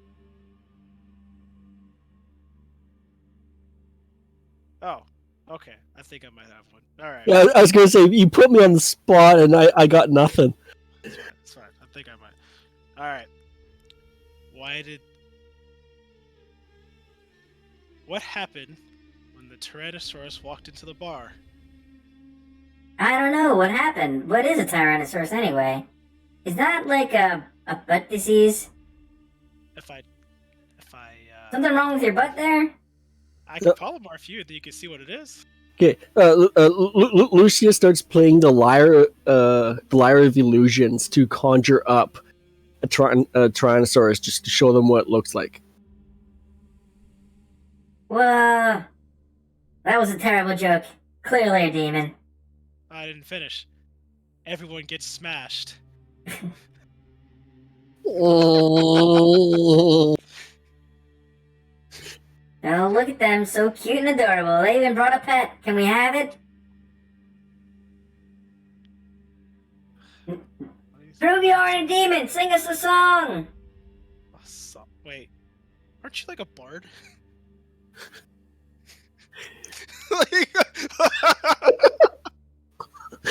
Yes, yes, I am. Like, Sing! Who does no utility? You're a bard who doesn't sing. What are we? Sing Freebird! Wait, how do you know Freebird and not what a Tyrannosaurus Rex is? Freebird! Okay, fine. Lucius starts playing Freebird on the Lyre of Illusions and just conjures a giant pterodactyl to fly over the gate. There's your Freebird. Nope. Terrible. A demon. No whining. There's no moping in hell. Wait, hold on. Tell me about your mother. You can have a hint if you tell me about your mother. These guys are gonna burn. It might be the fastest way, but actually, I might have an answer to this. My mother is a Fey Lord who ate her husband because she's also kind of a spider. It's a thing. Funny you should say that. Like, and when you mention that, you hear beautiful music and a little bit of laughter, and you catch the scent of flowers and experience a gentle caress, like on the back of your neck. It's very like it's kind of like a did that happen kind of moment. Not, only you realize this. Anyway, that was just that. concern intensifying. Answer me this riddle then. In the morning, it grabs you. At night, it strangles you. At midnight, it eats you. A riddle! There's your strangle. Good. These are all Bard wheelhouse things. I don't do riddles. I use my mind to open holes in the fabric of reality. I almost want to say hunger. Keep in mind that remember that handout I gave you? Like, it's supposed to be that big. Like, this little map I have for you is just kind of like, it's just kind of a map, you know. So the walls are like pretty high up. Like, I don't know, like it's probably only like 20 feet up or something. Just so you're aware. Like, it's not like the tiny little picture I have for you. Yeah, my chill touch goes 240 feet. No, so. I totally get that. But I just want you to be aware of like the scale of this place and how big it is and how many things are actually here. Just saying. Yeah. This is all I got because I don't have like an infinite amount of computer space. Oh, fair enough. I don't know either. Sounds horrible though. Another riddle. Why would you ask that? Another riddle. In the morning, it walks on 4 legs. At noon, it walks on 2 logs. At night, on 8 tentacles. Cthulhu? Wrong. The correct answer is the thing that ate my brother. A trade. What do you have to trade? Your life. No, we don't want that. You're the worst family I've ever seen. Do you accept gold coins? Do you have skins? I need the skin of a left-handed elf sorcerer. If I can get that, I complete my set. Wait, what? Why a left-handed one? I gotta complete my set. What set are you doing? It's skin set, duh. Yeah, but what type? What collection? Like, what else is in your collection? Yeah, is this like Yu-Gi-Oh? Come on. I've got some dwarf scalps. I've got some baxi tails. You know, my collection. You know what I bet you don't have? What is it? A silver bolt that pierced the heart of an ogre. Ooh, that sounds good. I mean, there's only one like it. So I don't know if I really want to part with it. Okay, I got a deal for you then. Stab that one next to you and you can come in. Don't kill, just a little stabbing. Of course, you should twist the knife a little bit. A gentle maiming. Lucius, nothing personal, stab. Oh my god.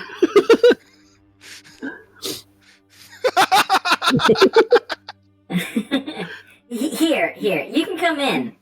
But you all have to wear these hats. Mad Maggie insists she loves her hats. Murder without hats, she says. Slow murders. Not another mad person. Here. Remember, when you walk in, you must walk with your right arm extended like this, and your left arm behind your head like that. All right, do it, please.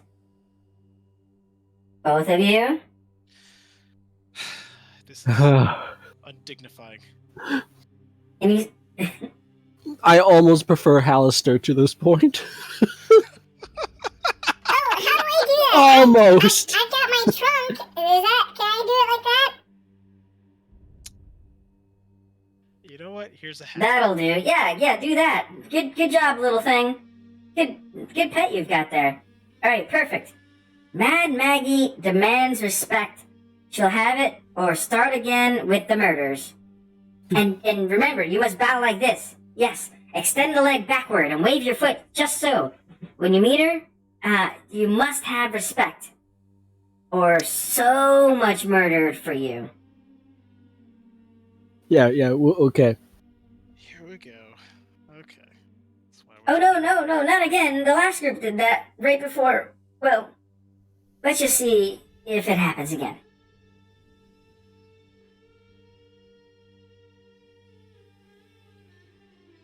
And they open the gates.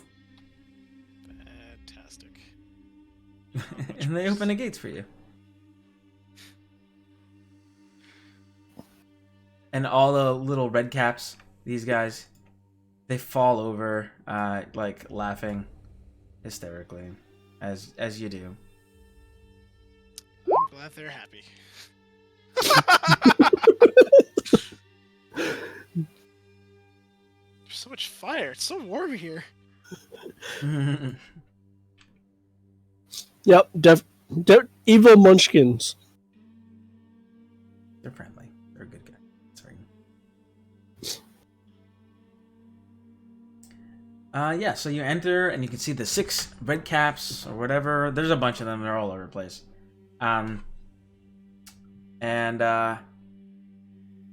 They you when you enter, you see the following scene. And I guess it's narration time. Sorry, I hope that's not too much so far for you guys. Oh, only so much this introvert can say in any one session. Okay, so long as you guys are good and not sad, and that's fine. Yeah. The area enclosed by the rampart is littered with trash and mechanical parts, some put together in a way that resembles a vehicle. Ramshackle structures built from the same junk as the outer wall provide shelter. A platoon of small fey creatures mills about, all looking like feral gnomes. Several of them sport tall red caps, some of which drip with vile ichor. A pair of Kenku examine one of the strange vehicles, chattering to each other in high-pitched squawks. These Kenku carry an assortment of strange tools. When they see you, they turn and stare in wonder.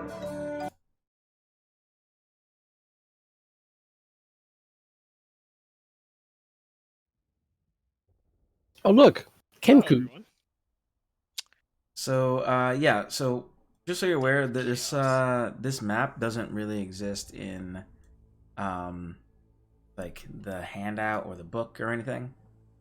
So it's just something kind of extra that I've got set up for you guys, so you have something to kind of visualize. And not all these NPCs, you know, we're going kind of half theater of the mind, but with a map and some graphics for you to kind of take a look at. So Those almost look like a Mad Max. yeah, I think that's the vibe that they're trying to go with for the whole Avernus thing.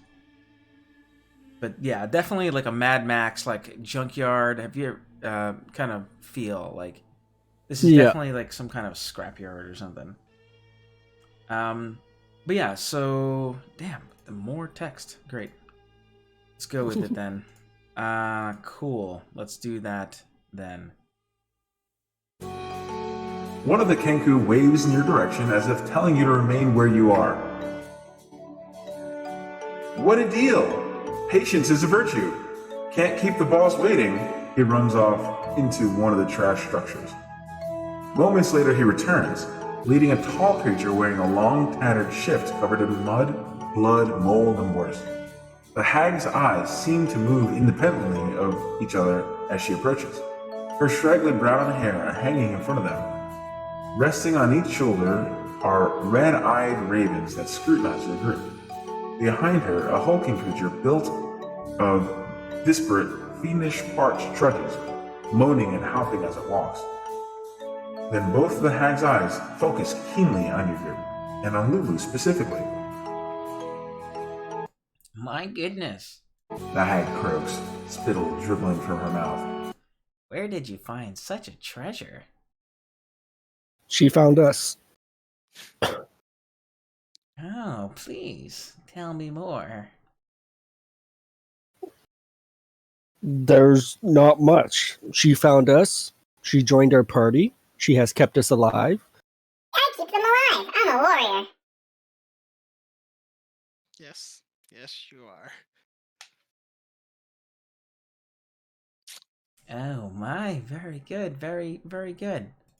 And let me go ahead and unhide this. I don't even know why I put it back. I wasn't sure when they were gonna come in, honestly.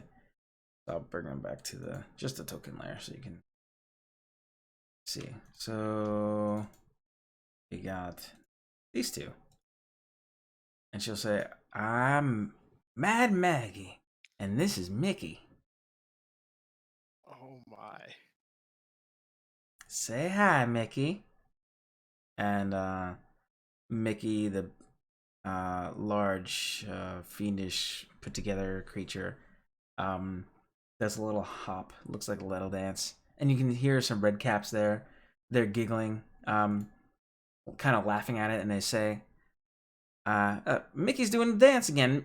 He's doing the Mickey. Everybody do the Mickey. And they all kind of like imitate Mickey as he does his little dance. I have to be honest. There is a very strong part of me that really wants to study this phenomenon of science. Yeah. So Lulu here seems to have lost her memories, but she seems to kind of recognize this place. Well. Yes. I can help out with that. It'd be useful, I think, if I had my third monitor set up correctly. But I do not. Yes, I can help unlock some of her memories. I'd be so happy to do so. At what cost? If you do not know this, Lulu is possibly, or not Lulu, this creature might possibly be Lulu, a mount of Zariel. I need to gather some supplies. If you want me to do so. Well, Lulu? There's a catch here. So I might as well just get to the catch. I'd like to remember more things. That'd be great. Kit, so what's the cost? She says, there's no catch. It's a particular interest of mine. Zariel. I came here to Avernus because I was always curious about the things that bring misery to the world. And then my friends and I, and she like gestures to all the red caps that are around, found the beautiful tapestry, a piece of a beautiful tapestry that chronicled the fall of Zariel and recounted the angel's descent into Avernus and her betrayal at the hands of the Hell Riders and her submission to Asmodeus, which led her to becoming an archdevil worthy of ruling Avernus. I'm a bit obsessed with this saga, and I try to scavenge the land for more details about this relic. This creature that is with you, it might be a direct source for more information about this. It's wonderful. And she like pats one of the ravens that like peeks out of her hair, and you see like it's like blood red eyes or whatever, and she like pats it, and she says, "Yo, Pins, I think we might be in luck today."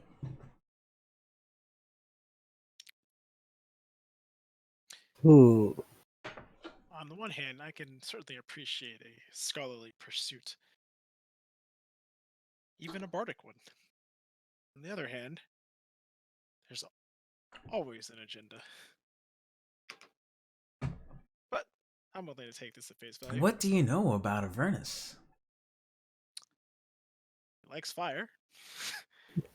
Not much. We're finding out more and more with everything we kill.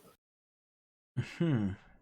Yes, there's a whole war down here, and but this is not how Avernus always was. It used to be kind of an idyllic place, and they would tempt people with greed, with their greed and for their power. Um, so that's kind of why I'm here. It's a very sweet thing. Perhaps maybe you'll tell me your story and share some of your suffering with me. It's so delicious, and she kind of like licks her dry, cracked lips. Suffering. Oh, Yes, this learning about this story of this creature and Zariel is all I desire. It'll be its own reward. You help me, I help you. All right. Well, grab the ingredients that you need. Lulu obviously wants her memories back. Yeah. Excellent. In the meantime, my gang and I, my gang here will make sure that you feel right at home. As long as those red cap creatures keep away, sure. Yeah, and you see like those red caps, like there's a couple of them over there, and then they start ganging up on one another. Like there's one that's on the ground, and they start kicking it and kicking it, and now there's like blood, and like now they've dislocated its jaw. Like it's on the ground. They're like curb stomping it. There's like it's like 4 against 1. It just keeps going. Mad Maggie looks over, notices, doesn't seem to care. Thinning out the Is he herd. gonna be okay? I Don't, no, think I don't. gotta help him. No, Lulu. The less of them, the better. They're play fighting. Mad Maggie, she shrugs and she says, "They're a dime a dozen." She says, "All right, well then, I must be off." And she like titters. She's all really happy about about unlocking the secrets. Yeah, and so she leaves you to your own devices, and she takes Mickey with her. All right, and let's see. As she's walking away, let's see. You notice a couple things, a couple scenes. As the large creature that follows the hag moves to follow her, it moans and does a bit of a hopping dance. A few red caps walking by point and laugh, mimicking its dance. Like they were doing earlier. You notice that one of the ravens in the witch's shoulder is sending you a long stare, while seemingly whispering something to the other raven, which seems to nod solemnly. The two Kenku, she introduces them as Chaka and Clonk. They seem to be swearing profusely in their high-pitched squawks, while angrily hammering on the big infernal machines. And across the junkyard, a flying skull, enveloped in green flames, seems to be looking for something, peering into the huts and blasting away pieces of scrap. And this is just like there's like dozens of these little gnomish creatures like all over the place. Like I've only added a couple on there just to kind of give you an idea that there are creatures here. That's not a ghost, a wasteland. So, and they're constantly moving. They're not just stationary or anything. They just move around and do stuff. Okay. I see the way Mickey's walking, and hey, how come your creature's hobbling like that? Um, Give me an insight. Insight. Yeah. There we go. Ooh, nice.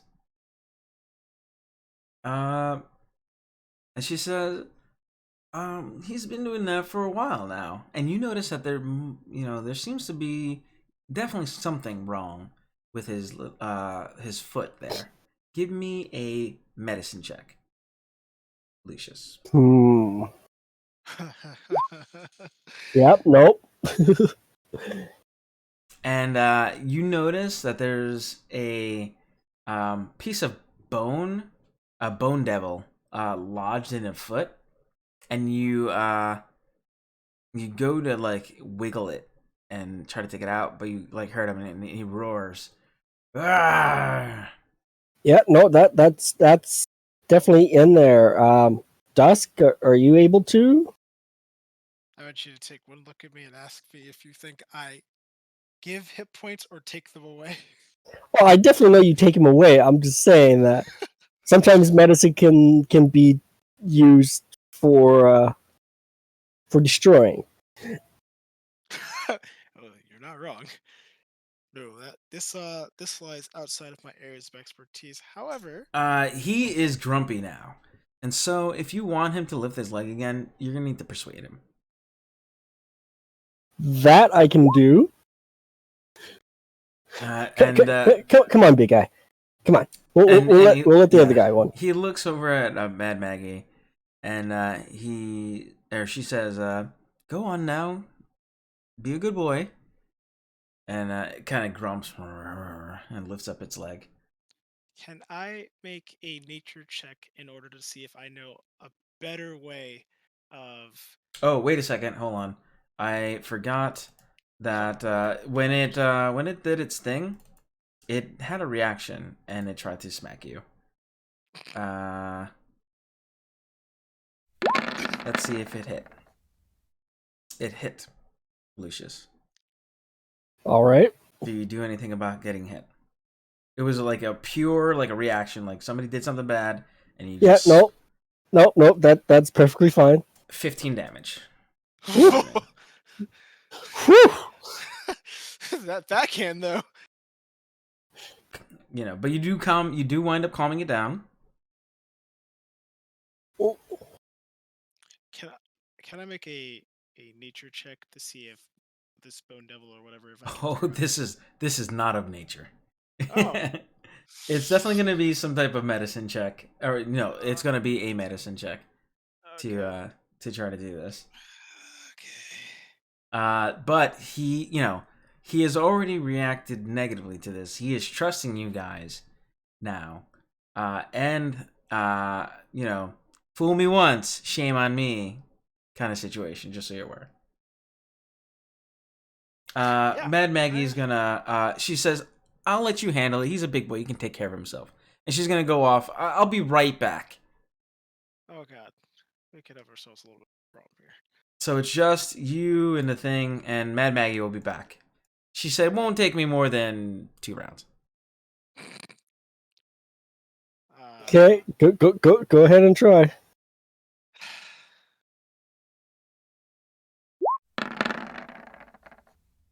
Oh,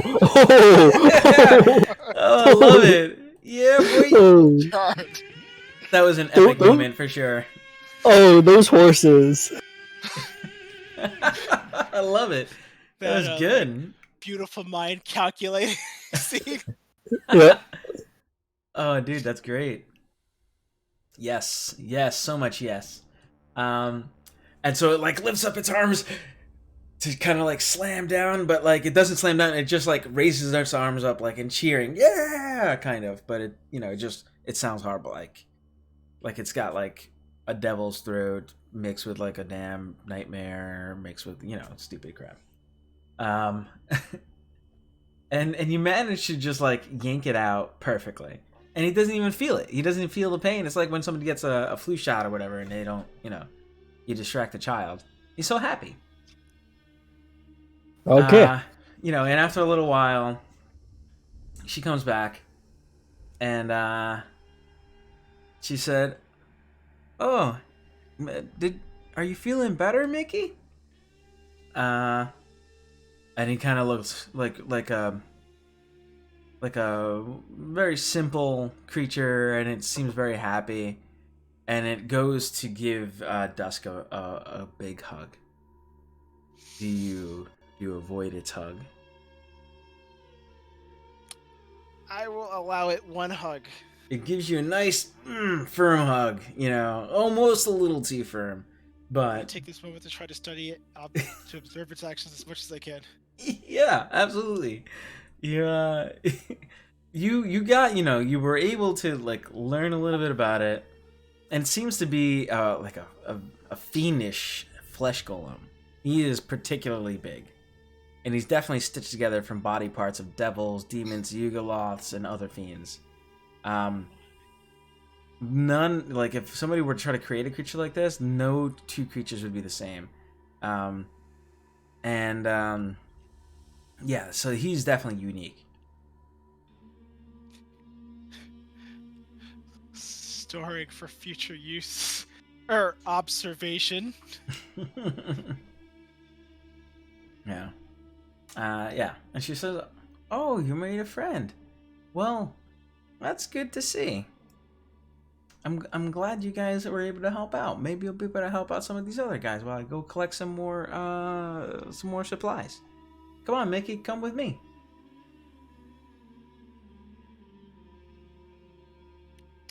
Calculated. Yep.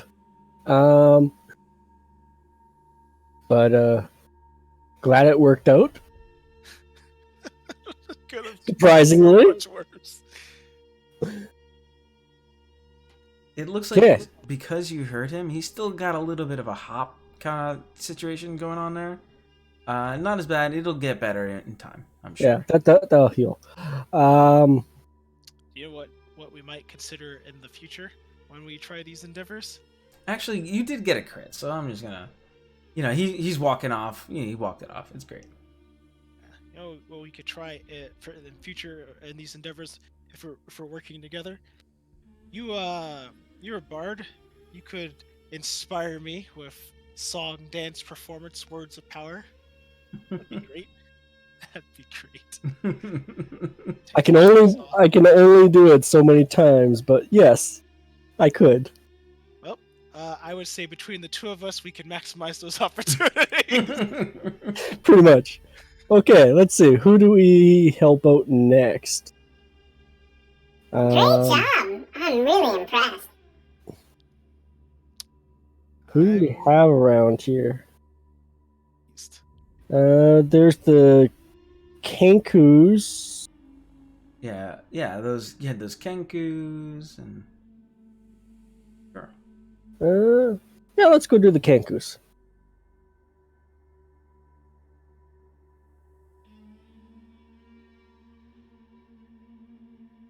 All right. So you head over to where the Kenkus are. Feel free to roam anywhere on this map. It doesn't really matter. Like I said, this is just kind of like eye candy for you. And if I need to, I'll move you wherever I need to move you. And it looks like they're working on a big machine. Let's see. They're working on this machine. That's a huge machine you guys are working on. What's wrong with it? And how can we make it better? I mean, yeah, how can we definitely make it better? I know. Not this time. Well, like they're hammering away at it, and let me just double check here what they tell me to say. Yeah, and it looks like these two blokes. I have a cool handout for you because it's cool when I have a handout. There you go. They're nice guys.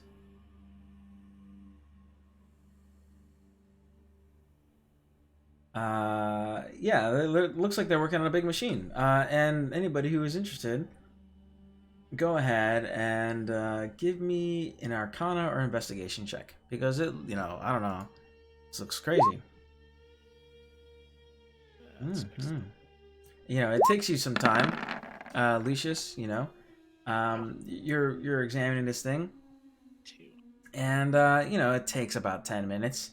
You can't really make heads or tails of it at this point. You know, a little bit more time, maybe you'd get it to, but you're able to tell that that there's a part that's messed up. There's a gear, right? One of the parts is disrupting the flow of infernal energy through this vehicle. Oh, I see what's going on here. Yeah, looks like this part here. It's kind of disrupting the flow of energy that's going through here. But yeah, it's a spiky gear. I might be able to fix that.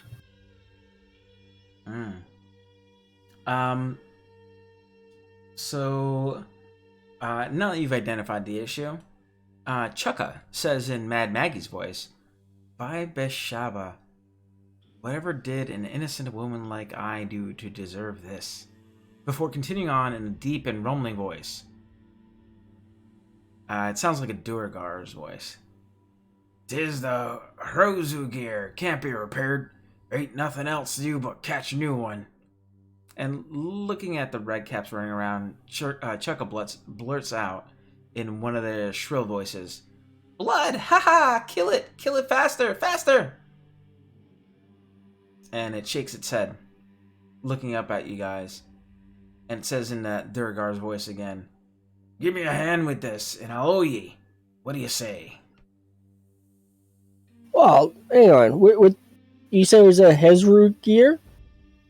What exactly does the gear do?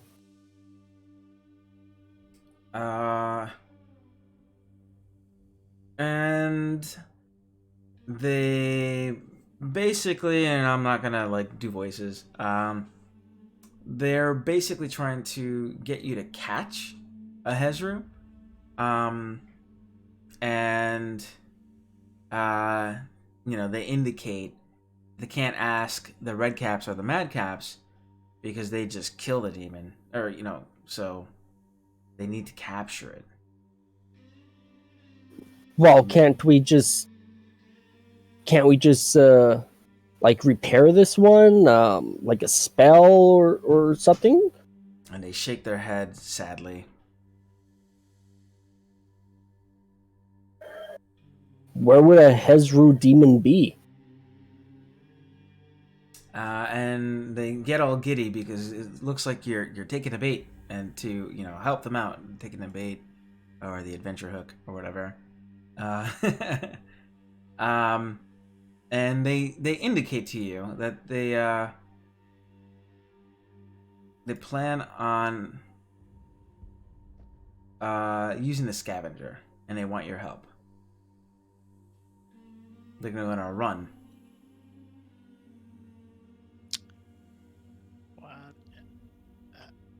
Oh. They point to the two birds, the pins and needles, and like indicate to you that they'll go scouting for one, and then you guys will go into scavenger to go get it.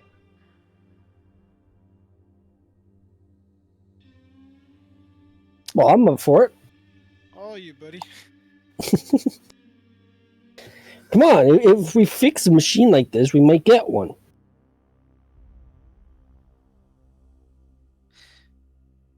You know, I am just curious enough to see what happens here. Just. Come on, imagine driving this through this wasteland. It'd be so much quicker. We won't burn through rations as much. Tempting thought. We could run enemies over instead of fighting them. All right, you've won me over with your efficiency. Excellent. All right, so let's see. So Chukka lays out the plan. Sneak up on 'em, friend. Sneak up on 'em, fiends. Get their attention and separate 'em. Taunt 'em, lure 'em, fool 'em. Don't matter, long as they're separated. And that's the gruff Duergar voice. Mad Maggie's voice. Grab it by the feet, raise it up, and pluck, pluck, pluck its feathers. Personally, I love the squealing, but if you don't, you can always bash its head in first. And then, in just a random guy. Soon as you have it, get out. Don't try to be a hero out here. Heroes die quick in a 9. Basically, trying to get you to separate 2 Herazu, catch 1 in the scavenger, cut off 3 spikes, and release it again. Okay. Nope. Yep. Well, yep. Can definitely do this. I think we can. This is well within our skill, our area of expertise. Okay, so they're gonna go ahead and take the helm of the scavenger. You guys are gonna handle the grappling claw, the harpoon flingers, and yeah, there's just a couple of you, so that should be good. Would you say these? Do you got any other ideas? That's fine too. Oh, just one. Are these things within, 60 feet? Just curious. Right now, no. Okay. You're gonna have to go out of this area to go and get them. Oh, excellent. This works just fine. You're gonna go on a run out of the little headquarters or whatever. I was hoping I had like something like sleep magic or, but How no. about mass suggestion? Nope. The only thing I have is like catnap, and that requires a willing participant. That's fine. That's fine. I have a few options here. It's kind of a specialty of mine. Hold monster, Bigsby's hand, mass suggestion. I think we'll be fine. All right, so I'm gonna go ahead and I'm gonna give you access to the scavenger character sheet. Who's gonna be in what position? So they're gonna be in the helm. They have harpoon flingers. There's a grappling claw. I'll try the grappling claw. Sure, why not? Yeah, let's see what happens. Yeah, then I'll do the harpoon flingers then.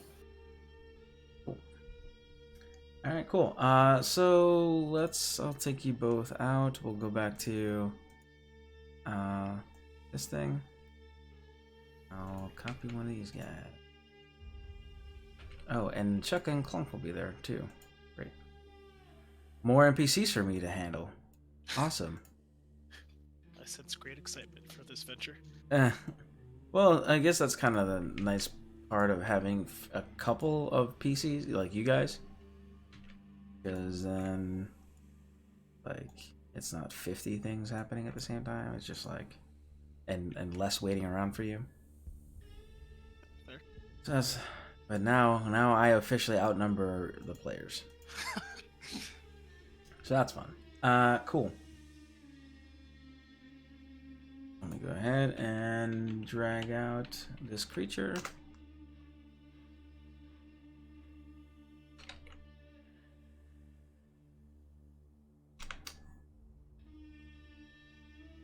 And I'm just dropping it on here. I don't really know where they're going to be placed here just yet. And it kind of looks like this.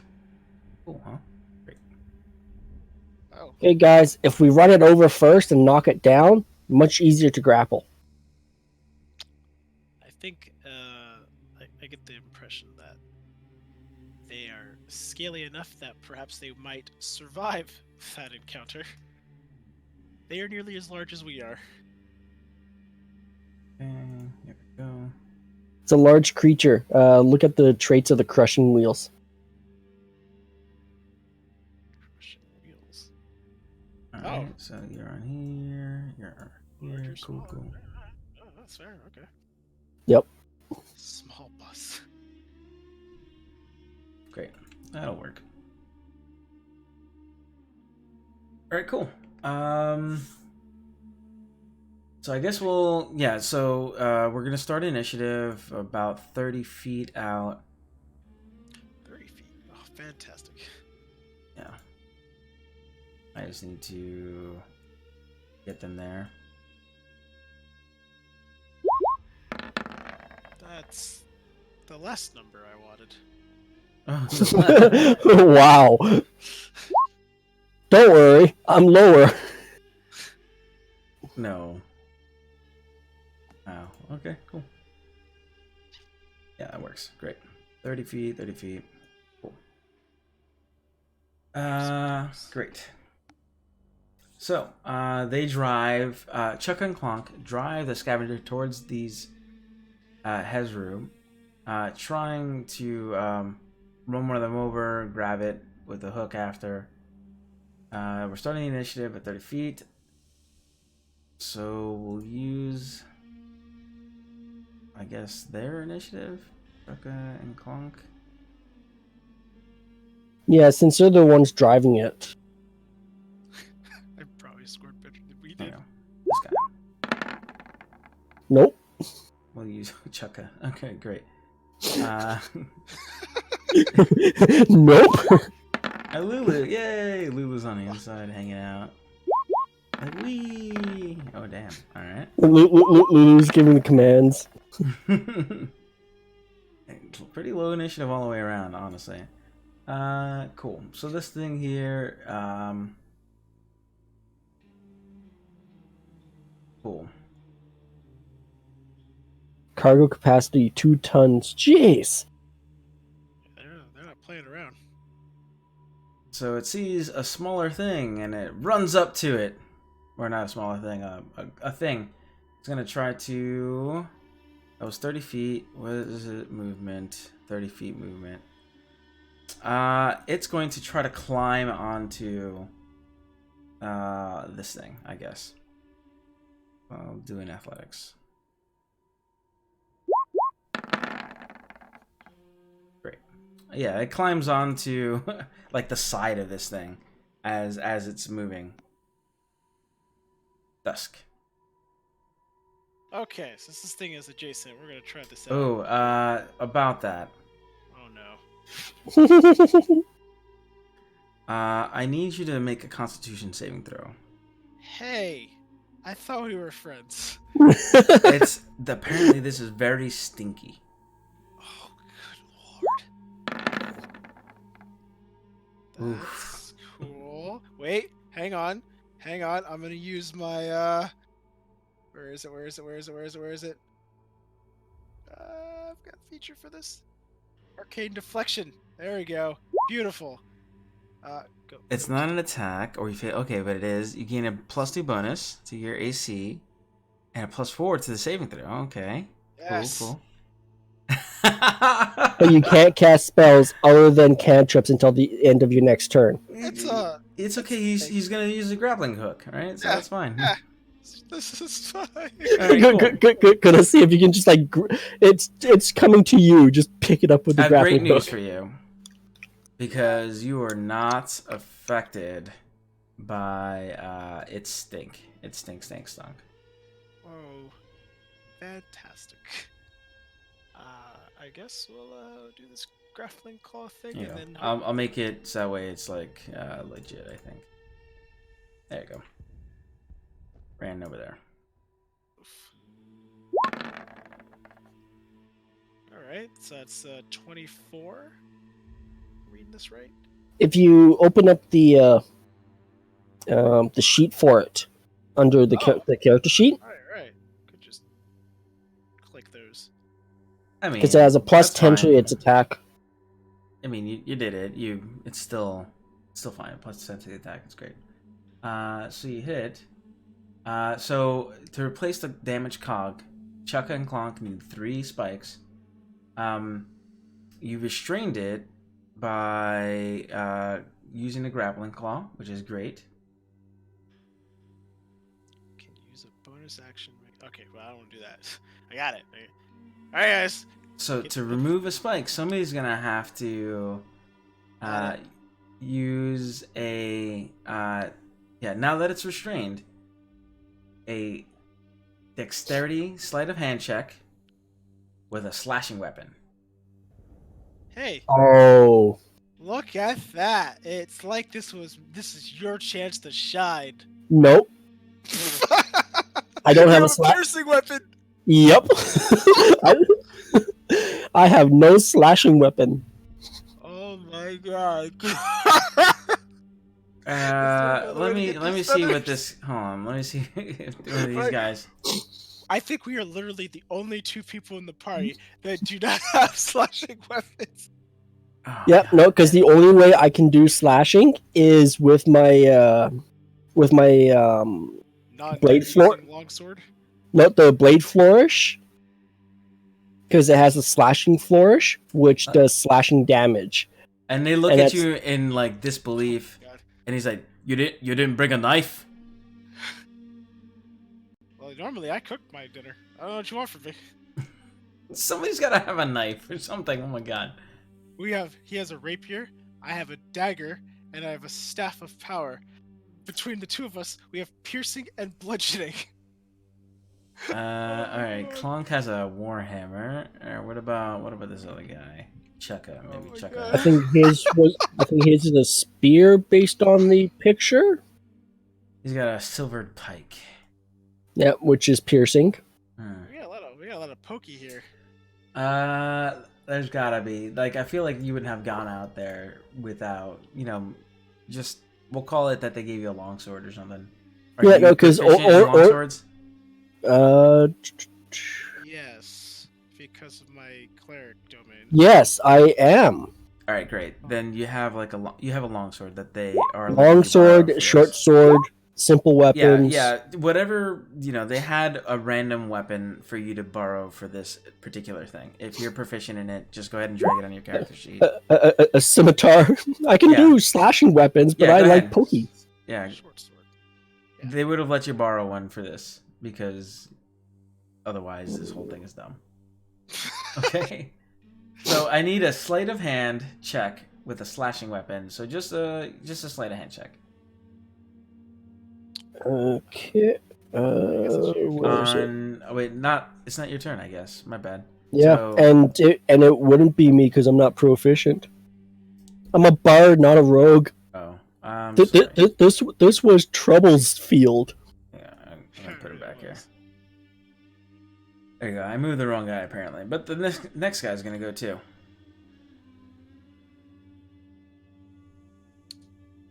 So it's going to try to jump on, and just cling to the side. Cool. So if they jump on and if they can cling to the side, then they can't be attacked, right? That's how it works. All right, they can't be run over, rather. Unfortunately. All right, so they're good. They're both like clinging on. Like you guys are like screaming, like you were going towards them, but now they're on the side of the thing. Yeah, this is definitely some Mad Max thing going on here. Lucius, you're good, bud. Yeah, that's good. All right. Okay, so this one's grappled. Yes. Oh yeah, I can do a grapple thing. And I gotta do a con save. I guess that does help because it's restrained. Oh. Come on, Stinky. Oh no. Ooh, Fale. Great. All right, cool. That's good. I like you being injured. You're poisoned. So it's just, yeah. That's it. You're just poisoned. Okay. And then aiming at the stinky one, fires the harpoon. Wait, which stinky one? The one that just came. Remember, you could also instead try to, get the spike like you want. Yeah, the one that's restrained gives you advantage. That is true. And remember, you're currently poisoned. You have disadvantage on all attacks and ability checks. All right, so yeah, that's the one you really want to go for because net neutral. Yep. Then yeah, gonna go for him. And you said it was sleight of hand? Yes. I'll take that 11 if you want. 11 plus 4, 15. Great. Oh, it wasn't an 11. It was Yeah, no. 6. Yeah. I was All going to right. say, what 11? Either way, you failed, unfortunately. And then the sleight of hand was a 13 or 12, since it was at disadvantage. I'm taking the first roll that hit the table, which was at 6. Yeah. And Sleight of hand. 6 plus 4. 4? Yeah, his bonus to sleight of hand is 4. Oh. That's the yeah. Well, because the 6 was the con save against No. So from Lucius, harpoon flingers. Oh, did he not see it? He might not have seen it because it went straight to GM. When you roll. Okay. Okay, that's 6. Yeah, sorry, my I bad. gotcha. He didn't see it. No, you should have seen, right? No. It says to GM, so it was whispered. I took the whisper off now. Oh, okay, cool. Cool. So it will get an opportunity attack against you, although it's restrained. Restrained. Can it attack? It can attack. Restrained 0. It has disadvantage on the attack. Okay.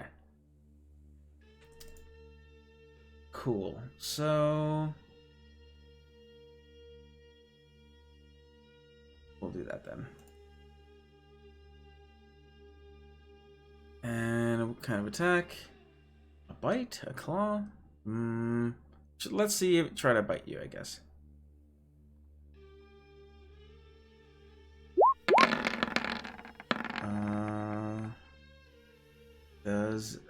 Yes, it hits.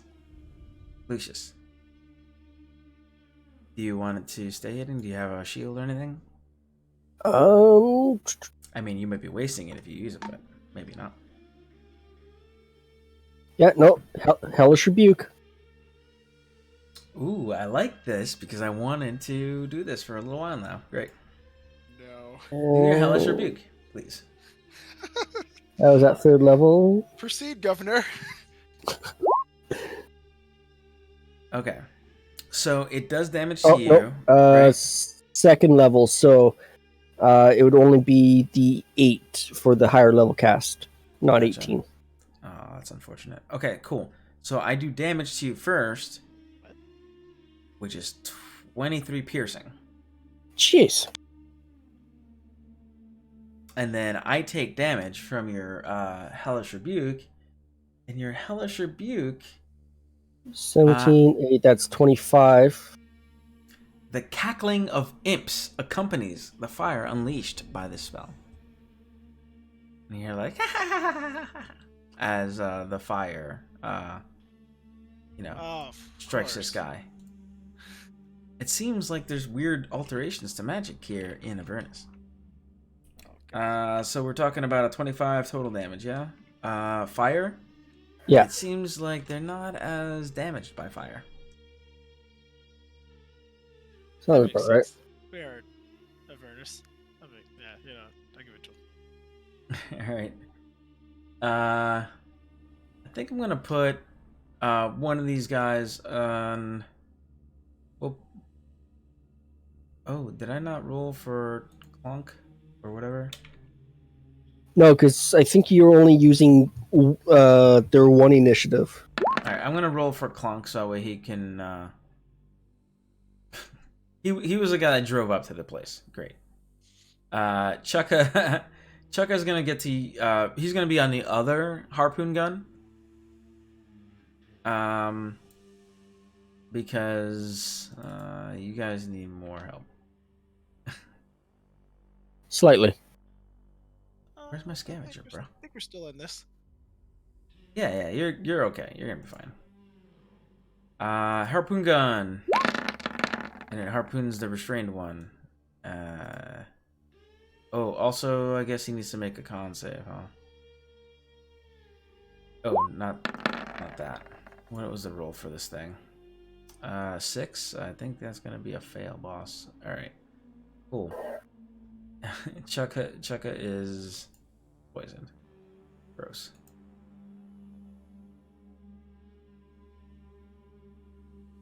Lucius is poisoned.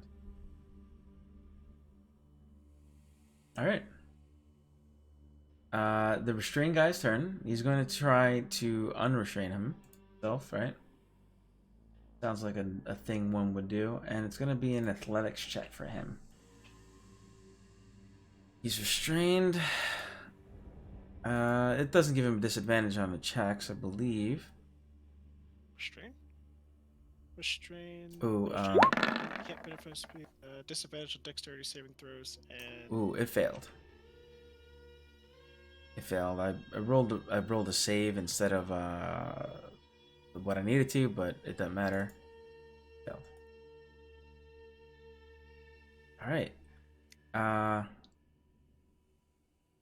So that guy went. Clunk goes, and it's driving the vehicle, but both of these guys are currently attached to it, so it's kind of like a net neutral. I'm just gonna leave it here because all he can do in the helm is drive, basically. He can drive and steer. This is not like he's going full speed in a direction. That's all. Actually, you know what? He steers. There's a giant lava pit, and that he was heading straight forward towards or whatever. I don't know. There he is. Boom. Lulu's turn. Do you guys tell Lulu what you want to do at all?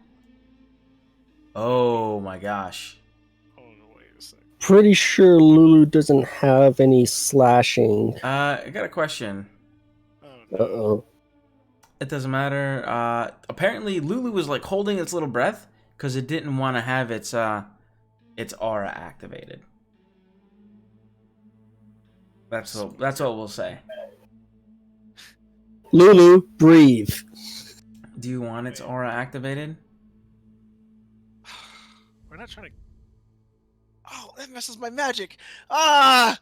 Yeah. Yeah, it's holding it's holding it in. It's holding it in right now. Just hold it in. 12 more seconds. Great. 12 seconds. That's all I need. Oh yeah, great. It wasn't. I forgot how to. I don't know how to heal apparently until chapter 4. My bad. I forgot again. So that 10 health points. It's fine. Doesn't count. You got it. It's fine. I fucked up, so it's my fault. You have your 10 health points. No, Lulu. Okay, cool. So you guys had a little bit of time to figure out what that was. So it can use its action to suppress the trait until its concentration ends. So basically, it has his aura that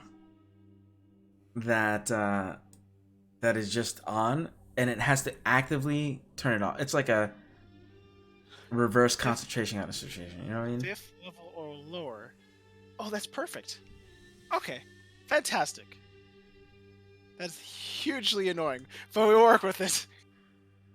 Yeah. So cantrips and pretty much fireballs, all kinds of stuff. Yep.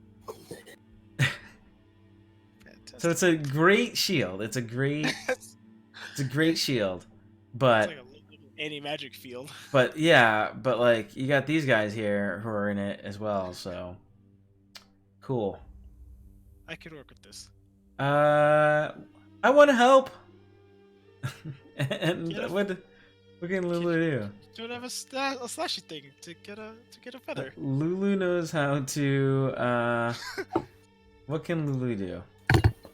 That's the whole thing. Is what can Lulu do? Lulu can cast light. Is what she can do at this point. Just hang out and motivate the crew. Okay, I'll help out, and it'll fly out And it'll. Do you want Lulu to get into combat? No. Okay, then Lulu will not help out. Lulu will stay inside. Dusk, your turn. Motivation up. Okay. These two things that I'm looking at, do they seem reasonably sentient? Like, do they seem like they would be able to speak amongst themselves in a language?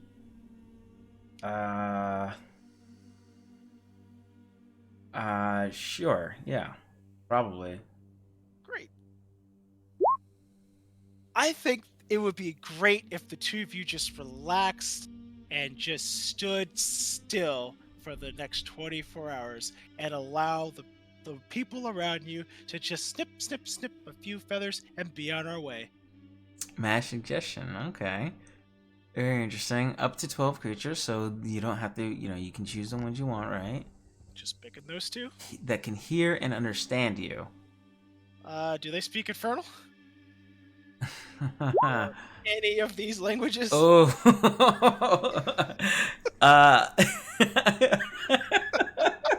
Come on! Yes, you're lucky that they do, in fact, understand one of your languages. Yes! Let's just double check here. Creatures that cannot be charmed are immune to this effect. Okay, good to know. Good to know. So they gotta make a wisdom save. Okay, cool. Nothing that can actually, make it damage itself. Yeah, so just staying still will not damage itself. No, they're good so far. I mean, like, everything is fine. I'm just reading the spell, There's a lot going on here. Yeah. Yep. It's just a lot. It's just a big spell here. Paula text. Yeah. Paula text the spell. All right, cool. So wisdom saves, yeah? Yeah. So, top one, then bottom one.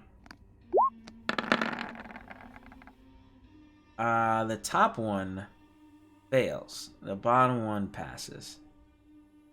Okay, so the Skip the top one. Oh, wait a ignore the other second. one. Oh, wait a second. Uh-oh. What is your DC? 18. Ooh, lucky. All right. The top one did fail, yeah. But you still have to contend with the bottom one. The bottom one is grappled right now. Yep. We'll put pink on this for now. It's just clutching to the side of the vehicle, hanging out. No big deal.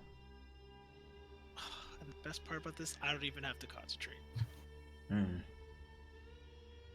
Okay, so that one's out of it. We'll snip him another one, get what we need from him. That other guy, let's just knock him unconscious or something. Get out of here. Good luck with that. Best of luck to you. Best of luck. May the odds. Remember what the plan was. The plan was to separate the two. Well, we've. But I mean, you failed do at what you that gotta within do. We failed at that in the first round of combat. Yeah. I guess we could take the other one with us. I don't know. It's scraffled. You guys do what you want. I've done my part. In turn. Oh god. Alright, this one here, it doesn't get any saves or anything, right? So it's just I'm gonna remove it from combat. Save or die. Lucius, here you go. Chill, I guess. Okay, well, let's try this again. Sleight of hand. Yeah, okay, cool. You have it at disadvantage because you're currently poisoned. But you gotta get yeah, no, you're close enough. That's fine. Yeah, you get one. Yay. Sweet. So 1 spike acquired. I got one. We're getting there. Chukka's also poisoned. What did it cost? A 6th level spell slot. He's gonna try to fire a harpoon gun on this guy, I guess. Let it ring. Let freedom ring. Oh, not a spike. Duh. I just gotta close that crap so that way I can. Harpoon gun, go. I guess this would be a disadvantage. Against the restrain? But yeah, just because it's a ranged attack, right? Oh yeah. So range attack. it'll be nullified. So it doesn't hit. Its turn. You guys, I think, have some kind of cover in here. Each of these things gives Half cover. half cover, yeah. Oh, 2 points. I guess Clonk is right there, so he's gonna try to hit Clonk. And he's got, 3/4 cover, so +5 to his AC. So I mean, yeah, go with that. It can. Ooh, crap! It makes 3 attacks, 1 with a bite and 2 with the claws. Okay, I think I know what spell I'm concentrating on next round. Cool. I don't have time. 3 attacks. Bite. Claw. Clunk, what is your AC? It hits 1, 2, 3 times. Oh, dang. Lord. They just Alright. murdered this man? So Clunk has 13 HP. It hit for 14 with the bite. Oh my god. Oh my god. It rolled a 20 against Clonk's AC of 13. 3/4 cover only provides 5 AC. Even at disadvantage because he rolled a 20 and a 23. Oh, that's these are no joke. These are We'll do like this. He's down for now. Oh no, then the second hit would take it to 2. Just Yeah, this this little boy might have died there, and then the third one. Nope. At disadvantage, misses. Because he rolled a 20, 23 for the first one, so that hits. Actually, the second one would miss too because it's still at disadvantage. Oh no, he's prone, I guess. So if he goes down, yeah. So that's okay. No, okay. Clunk is dead. Bye, Clunk. God. He reached into the vehicle, bit at him in his throat, and now he's just down. And then because of the disadvantage / prone advantage, Clonk gets ripped out and thrown out of the vehicle. Now you don't have a driver.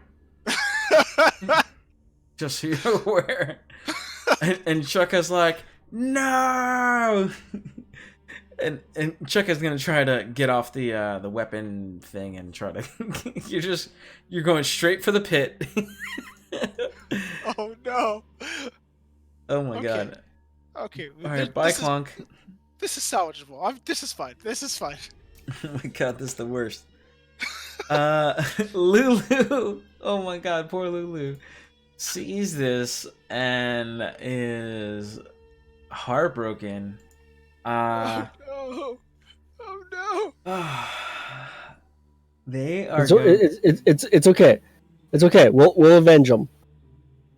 They're gonna say no, and they're going to try to blast. They're gonna use its little trunk, and it's going to it's gonna make a little cone attack. Try to knock this thing. Oh, wait a second. I might have played this wrong here real quick because I think on its turn it tries to free itself, then it starts attacking. So if I DC 12? yeah. DC is 12. So I'm gonna I'm gonna go ahead and take a look at what I rolled. I rolled a 7. Its athletics is a 4. It failed. Clonk is still alive. All right, we're good. A little bit of retconning there. Clonk is alive though. It has not freed itself, luckily. Lulu doesn't have to go berserk, so Lulu's fine. All right. Okay. Clunk should be put back into the turn order. Yeah. He's 21 or something. Yeah. Okay. He's just driving, so it doesn't really matter, honestly. Yeah, true. I don't really do the slashy thing, but what I can do is kill the one that's grappled. You can like hand off the sword. It's not a big deal. Oh yeah, sure. Anyone wants this? Here, I'm gonna focus on making sure this thing can't kill us. Okay. That's what I do best. So we're gonna cast slow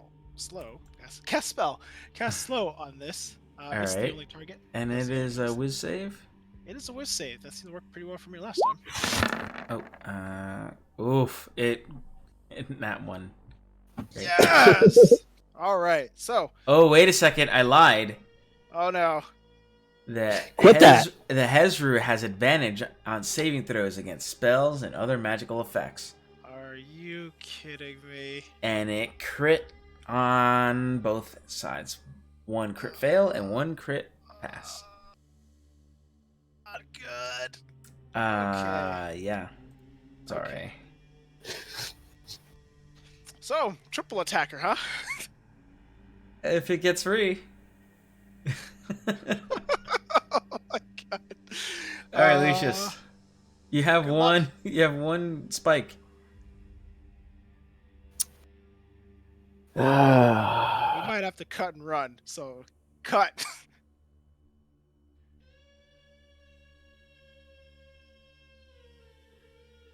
I kind of want to just like kill the creature that's grappled, just to get rid of that threat. There you go. You can see that. Yeah, I do have certain questions about if we have the requisite firepower for this task. I mean, anything is possible. I think it's possible. Yeah. This does not look very injured. You have one of the spikes. You saw how quickly they can overwhelm a person. So, Yeah, considering the harpoon max damage is 17 piercing. Make good choices, is all I gotta say. Grab spike. We only need like what, 3? You only need 3. Yeah, but it's gonna be a bit of a road to get it. That is a miss. Yep. Thankfully, it's not gonna take an opportunity attack because you didn't fail by 5. What are these things? He didn't fail by 5, so it's good. So, alright, he's gonna go ahead and attack at disadvantage / whatever half. He couldn't attack me because he was ordered to stand still. That's No. Chukka is trying to attack Hezru. Yeah, but the one that would have got the op attack wouldn't have been able to because he was ordered to stand still. Stand still. That does not prevent it from moving its arms, just its legs. It's really. fine. Alright, this guy can go. Aw. This guy can go. I didn't think that. And this guy is going to try and free himself. And eventually he will free himself. So you want to move quickly and maybe Barkley Inspire and all those good things. Remember, you have 7 rerolls if you need them. Alright, athletics. Here goes. Oof, what do I got? It is free. It rolled a 22. That's not good. And a 24. Spells. Oh, so it is free now. Clonk is driving, and it is sad. Lulu says, How can I help?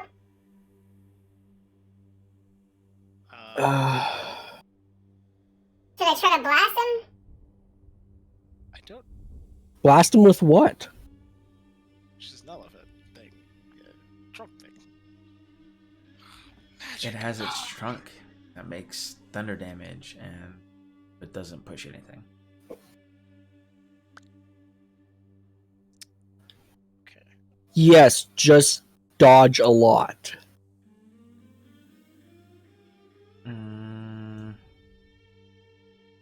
Just have it you just want her out of the combat? I feel like this is one of those things where she could die if she's just hanging around. Okay, so she's just staying here in the middle here. That's fine. Dusk. That seems to be the safest place right now. Okay, so this thing has. It's currently free. I mean, you could grapple it again. Dusk, you have inspiration.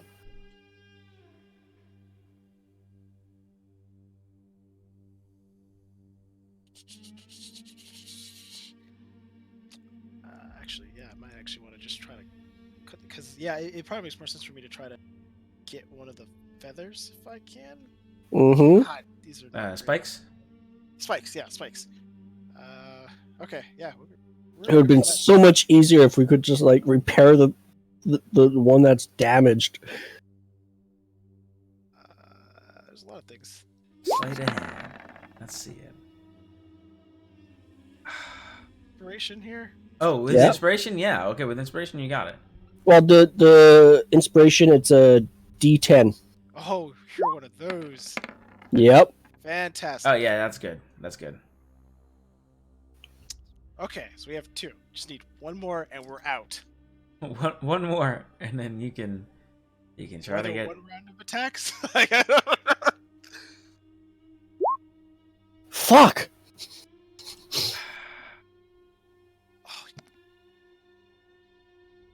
Okay, this is fine. This is fine. No, it's not. We're fine. We're gonna be okay. All right, chugga.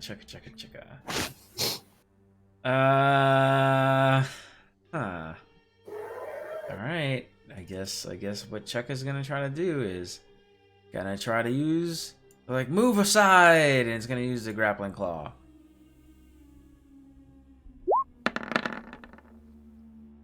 Ooh. And it grapples the guy. We got a claw specialist here. Oh, not that one. Use something. Boop. All right. It's gonna try to break free again. And then it'll be Clunkson, he's just driving. Lulu is just hiding. Dusk, it'll be your turn. Let's see. Oh, it fails. It's stale. It's stuck. If this fails, I have full confidence in you. All right, Dusk. Does the sleight of hand? That's my action, correct? Yeah. Okay. You get another inspiration die. Nope. He's gonna Yes. need it. He's gonna need that inspiration die. Absolutely going to. He said it before the dice hit the table, so that was perfect. Ooh, nice. You got it. Go, right. go, go, go!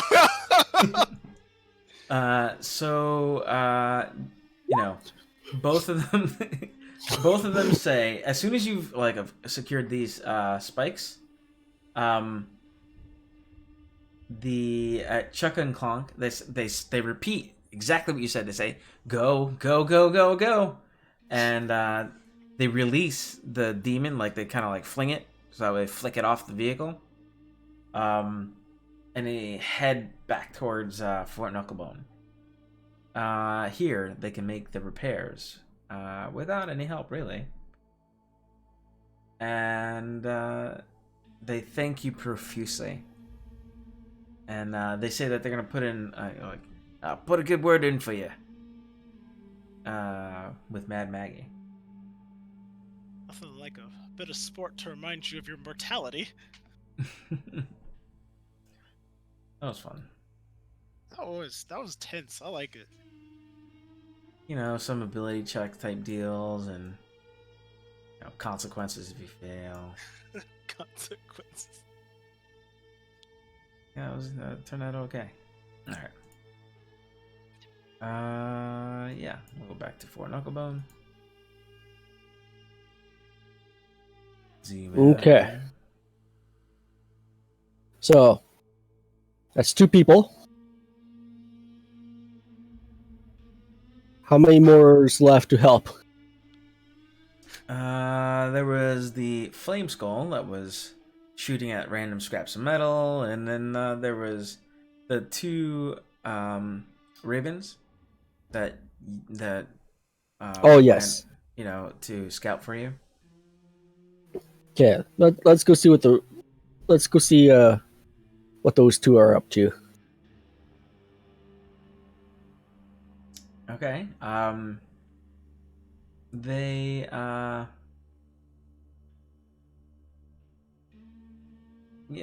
they're just kind of like pecking at some random scraps, and there's not really many people around at all.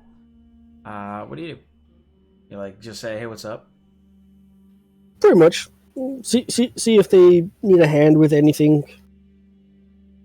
Just pass the time. So they tell you basically that they need some help.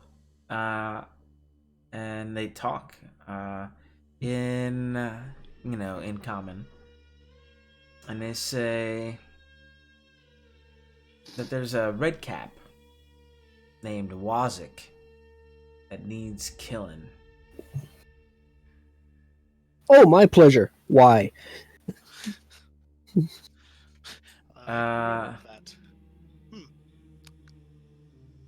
Always playing tricks. Bad red cap. Bully. Wazik is a vain one, yes, always looking at himself. After he's done playing bones with the others, he'll sit alone behind that crap hut over there, looking into the blank metals and shining his cap. And then they interject. Needles, excuse me. Yes, Teehee. 'Twas where we poured the demon sludge on him. Didn't much like that. No. Well, I can definitely understand wanting to kill the red cap, but that seems a bit harsh.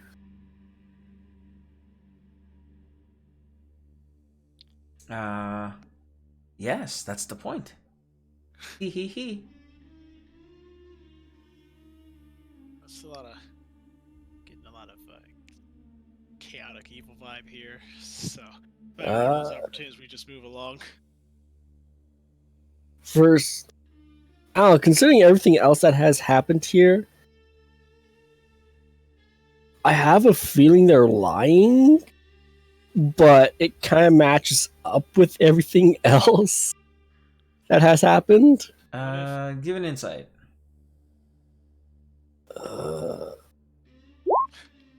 Fuck. That wisdom thing, though. Right?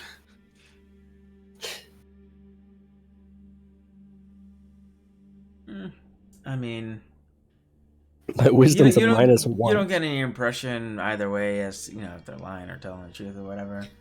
But well, basically, yeah. It's a madcap, so I would kill it anyways for the issues they gave us at the gate there. I just wanted to know the actual reason, so if any issues popped up, I could defend myself. But I'll still go kill a madcap. They say, we think that bully is planning to kill your elephant. You should probably kill him first. He's over there in that alley. We'll put a good word in for Maggie, with Maggie for you. She likes us.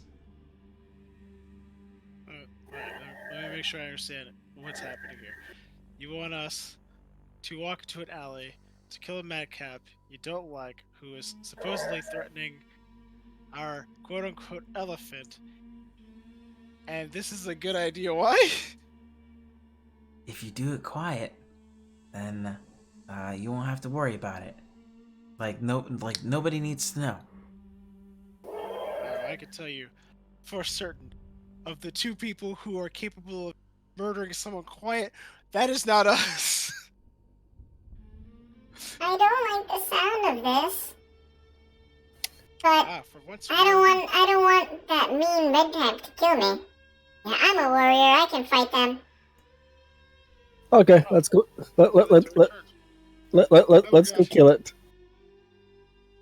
That's the thin, flimsy excuse you need. No, like I said, I have no issues killing the madcaps because of the problems and the harassment at the front gate from these creatures. I have all ill will towards them. I just wanted you did get a sense reason that they're horrible little. Yeah, I just wanted the reason so I could present that as an argument if people ask me why I did this. All right, so what I'm gonna do, I guess, is I'm gonna I'm gonna need you to roll stealth, I guess, if you wanted to try to do it the quiet way, and you have rerolls as well as whatever inspiration, and you have the opportunity to buff yourself up in whatever way. And I'm not gonna tell you what you got going on here. I'll use a reroll, even though it probably won't do me any good. Sure. Oh, it did. Okay. It's a lot better than a 10. There you go. Reroll used. Please pick up a card. Keep.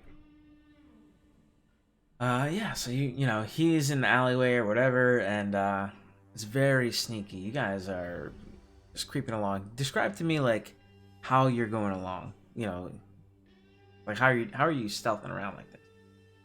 I use very, very, very magic to gently refract light around me, so I tend to move and blend in with the shadow and don't really attract the eye. Oh, what about Lulu? Did you want Lulu with you on this, or did you want them like as far away from this guy as possible? Sounds like the least stealthy person in our entire group, and that's really saying something. Okay. I could just cast darkness. Well, wait, are you a warlock?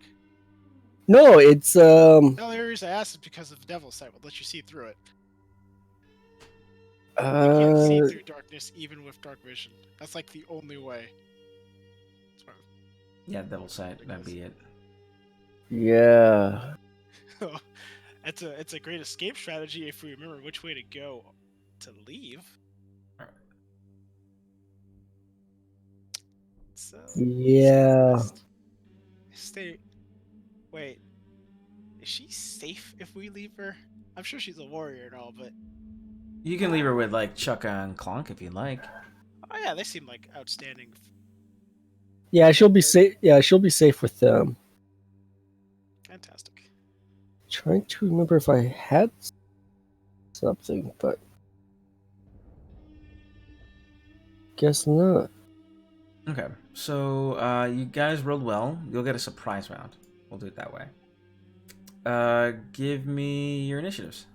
I'll get it started. Make it a good one.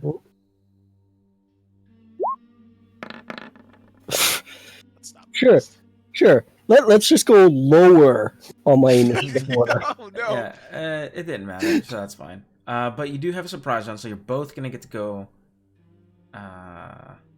first. Yeah. So do your worst. Like ignore all these other creatures here for now. But you know that if he gets to have a turn, then he will probably holler.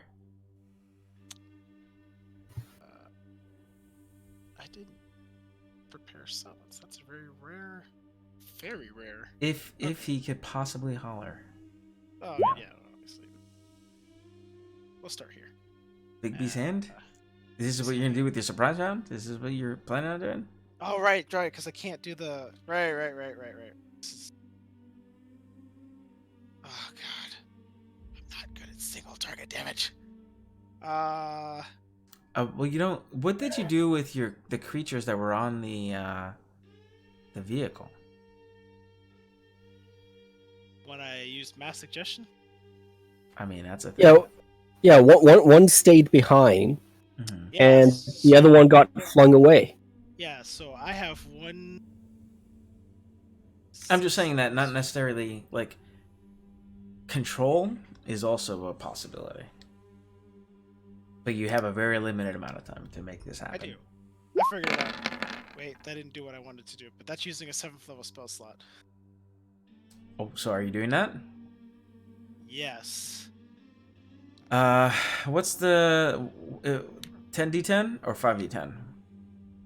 Oh, the answer is yes. If it fails, right? There's more damage if it fails. Got it. Okay, cool. So let's see. Vicious damage. Let's see how he does. Because I'm not sure how smart they are. There we go. I mean, with those wonderful riddles they've got, probably really smart. I would call that more clever than intelligent. Let's see. Oof. So he looks at you and he says, "Knock knock." Knock knock.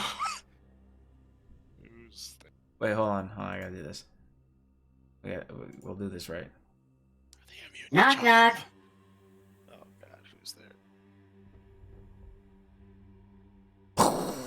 And its head explodes. Oh. Oh. You kill it. It roll. I got a 12. And so it takes 53 psychic damage and fucking just blood everywhere. Jeez. Good job. It does not have 53 health. Well, technically, it takes the 5d10, and whether it succeeded or failed. But if it failed and then moved through, then it would take the 10d10. I don't know if that helps the situation. Yeah, no, it would die. It's dumb. It's fine. It Fantastic. completely you got it. I have to hold You this suffered in through focus. its little dumb jokes the whole time. So Wow. There. And I was just gonna fireball it. yeah, Sure. it panicked. It ran through the thing. It died. It's fine. Good. That was surprisingly simple. I felt very hyped up for this. Yeah, you got away with the murder, no problem. Great. Start calling me Ender's Game. Yep. Okay. So hard they never get back up.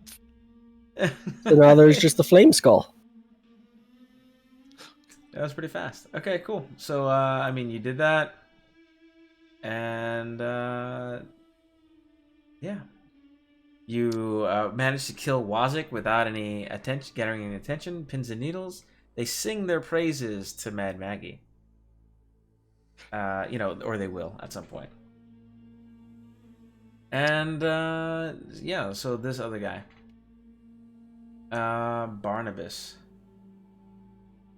He's just like looking around for some stuff. You hear him kind of like, I am the great Barnabas. How dare you hide underneath this scrap metal? And it blasts the scrap metal. Sit up. And he's like, ooh, nothing there. Okay. What are you looking for there, Barnabas? I am looking for the red cap that took my tooth. Or, the red cap that took my tooth. There you go. 1, 2. How did they take your tooth? I saw a red cap grab it and run off. They hit me. And my tooth flew out. Oh no. Okay. I need help finding my tooth. My missing tooth. Right. Okay, so let's go start questioning the red caps. And if possible, killing them. Okay. Cool. Wait, how many red caps are there? In here, there's like 30 red caps or so. There's dozens of red caps and also dozens of mad caps. Right. Yeah, you go up to the one he says he thinks it is, although they all kind of look the same to him. And you start questioning him. I'm just thinking that this is going to What do you take a want? while to question all of them. Do you happen to have Barnabas's tooth? Who is Barnabas? Don't give me that. The flame skull that's over there. Give me a charisma check. Like a persuasion or something. Intimidation or whatever you want to do. How am I not proficient in intimidation? That is curious. Yeah. Oh, because I took deception instead. Because I never thought I would run into creatures that I have such disdain for. Yeah, okay, cool. So you were able to convince him to say who has the tooth. And he says, yeah, that guy over there's got it. That's Barnabas over there. I'm Barnabas, but I gave it to Big B, or whatever. I don't know, some other craphead. Yeah, He's over there. Go get him. I've got his hand. Yeah, And you got okay. options on how to take it or whatever if you want.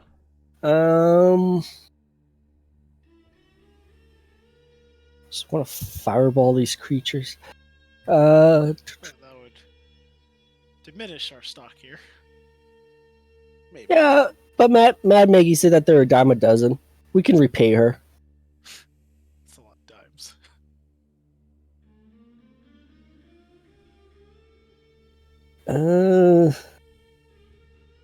Do we want to try and steal it, or Do you want to be mean to them? Stealing is an option. Could try trading for it, maybe. I think we've murdered enough. I've got blood on my hands now today, thanks. we don't have anything to trade though? They never took my silver bolt, so I still got that. You could try that. You could distract and steal. There's so many options. I don't really do the thieving thing. It's really Well, I mean, since Lucius brought up trying to steal it, if you're trying to trade them, you know what I mean? I would give you advantage if you try to that plan. Yeah, you can distract them by trying to trade, and I'll see if I can pick their pocket. Okay. Alright. One freebie. Do. Oh, hi. Hey, you're the one with the good vertebrae.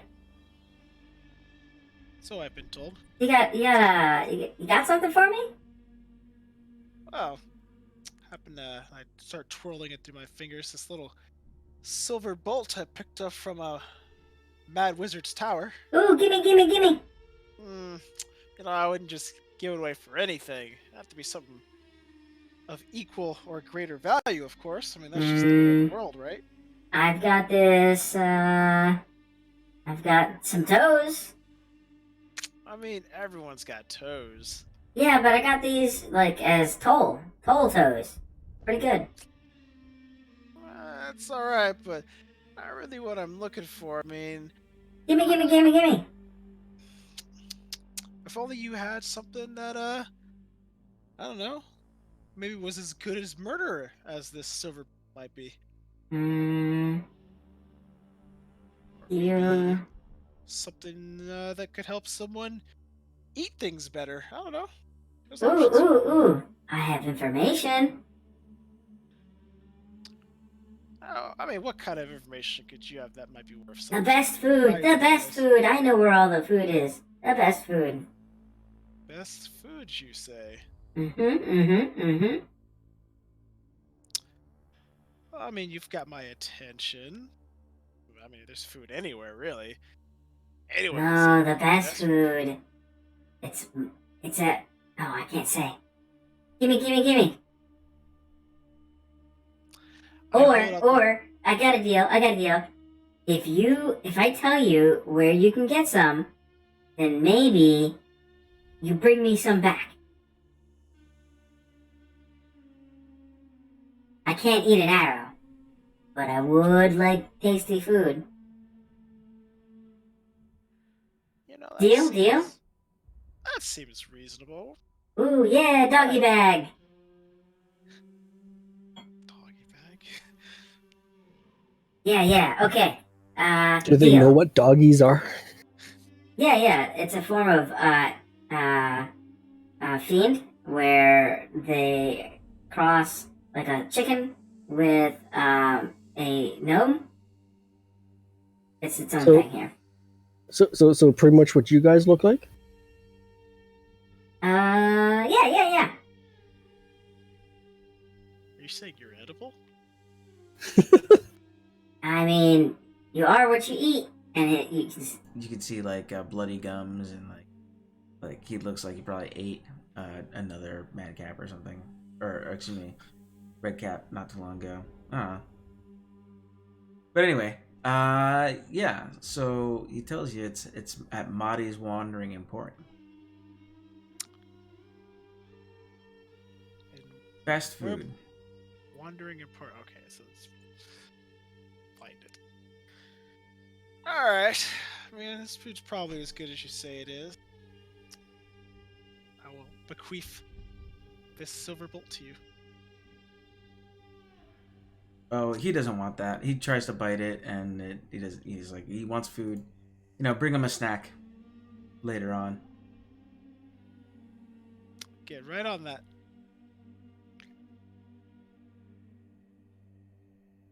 I still have this silver bolt. You probably will for a while. Yeah. Yeah, cool. So I guess that's it's good for now. He totally didn't realize that you went and picked his pockets and you got it. All right, Barnabas. Here's your tooth. How are you gonna attach it to your mouth now? Yeah. He says, I'll figure out a way. I will figure out a way. I am a smart magician, mage. So many secrets of the arcane. And pops in his mouth. Powerful wizard. Yeah, I've heard it all before. All right, then. I know many things. I'm sure you do. Welcome by. He hasn't been to Wizard College. That's fine. Wizard College. Do you mean with the great Hallister? Yes, I graduated there. I am an alumni. That is how I am so powerful. Son of a gun. I know he was involved in this. Did you study with the electric flame skull person? I learned a little bit from them before I tried to kill them. Did not work out. Briefly. It was complicated. Yep. I graduated from a much greater academy myself, however, but now I hold 2 degrees. Nice. Yes. Well, I must be going now. And he has like a little bit of a lisp or whatever. Because he has to like fix his stupid whistling tooth thing. Yeah. But by then, Mad Maggie comes back. And she reveals that she has all that she needs to undergo the ritual. And I think that is... We will leave this for now. Oh, that was a pretty good wrapping up point, actually. And I hope you enjoyed your time here at Fort Knucklebone. And I can't wait to see what happens the next week. Hopefully, maybe we'll get to leave the place. Same as always, same amount of... I'm sorry there was no actual treasure for you to grab this time. But, story and whatnot. It's fine. I'm my own treasure. That's good. Good times. Hopefully you enjoyed, just you guys here. Despite, not having our tank and our little assassin kobold, but perhaps next time. And also our warlock. But I think that's it for now. 4 hours ACP or whatever the hell, 4 hours of progress. I don't know. I don't know if you guys are actually progressing your characters. At this point, you were supposed to be level 7. So I'm a little past that. yeah. Yeah, the book is supposed to take you from 1 to 13, so I think you're both at 13 already. Yeah. But whatever. But you do whatever you want to do, and I'm just trying to go through the story here. And with that, Well, it just means at 13 we can't really go past than that. what it actually means is that you can't ever leave this book and do another book and come back to this book. So, Well, in that case. yeah. We'll get there. I think staying at my level is perfect. Perfect time to enjoy. That is good. It makes it well. It is what it is. You guys do whatever you want to do, and if it's too easy, well then whatever. But that being said, yeah, chapter 3 goes from level 7 to level 10. Hey, might actually get to diversify my spell selection. Yeah, no, yeah, the end of the book will be level 13. So, but yeah, no long rest or anything yet. Just so you're aware, so don't change any of that. And I think that's it, guys. Gonna shut her down. Hopefully you enjoyed yourself. Indeed, this was fun. Alright. Hopefully I'll see you next time. Yes. Toodles. Later. Goodbye. Take care.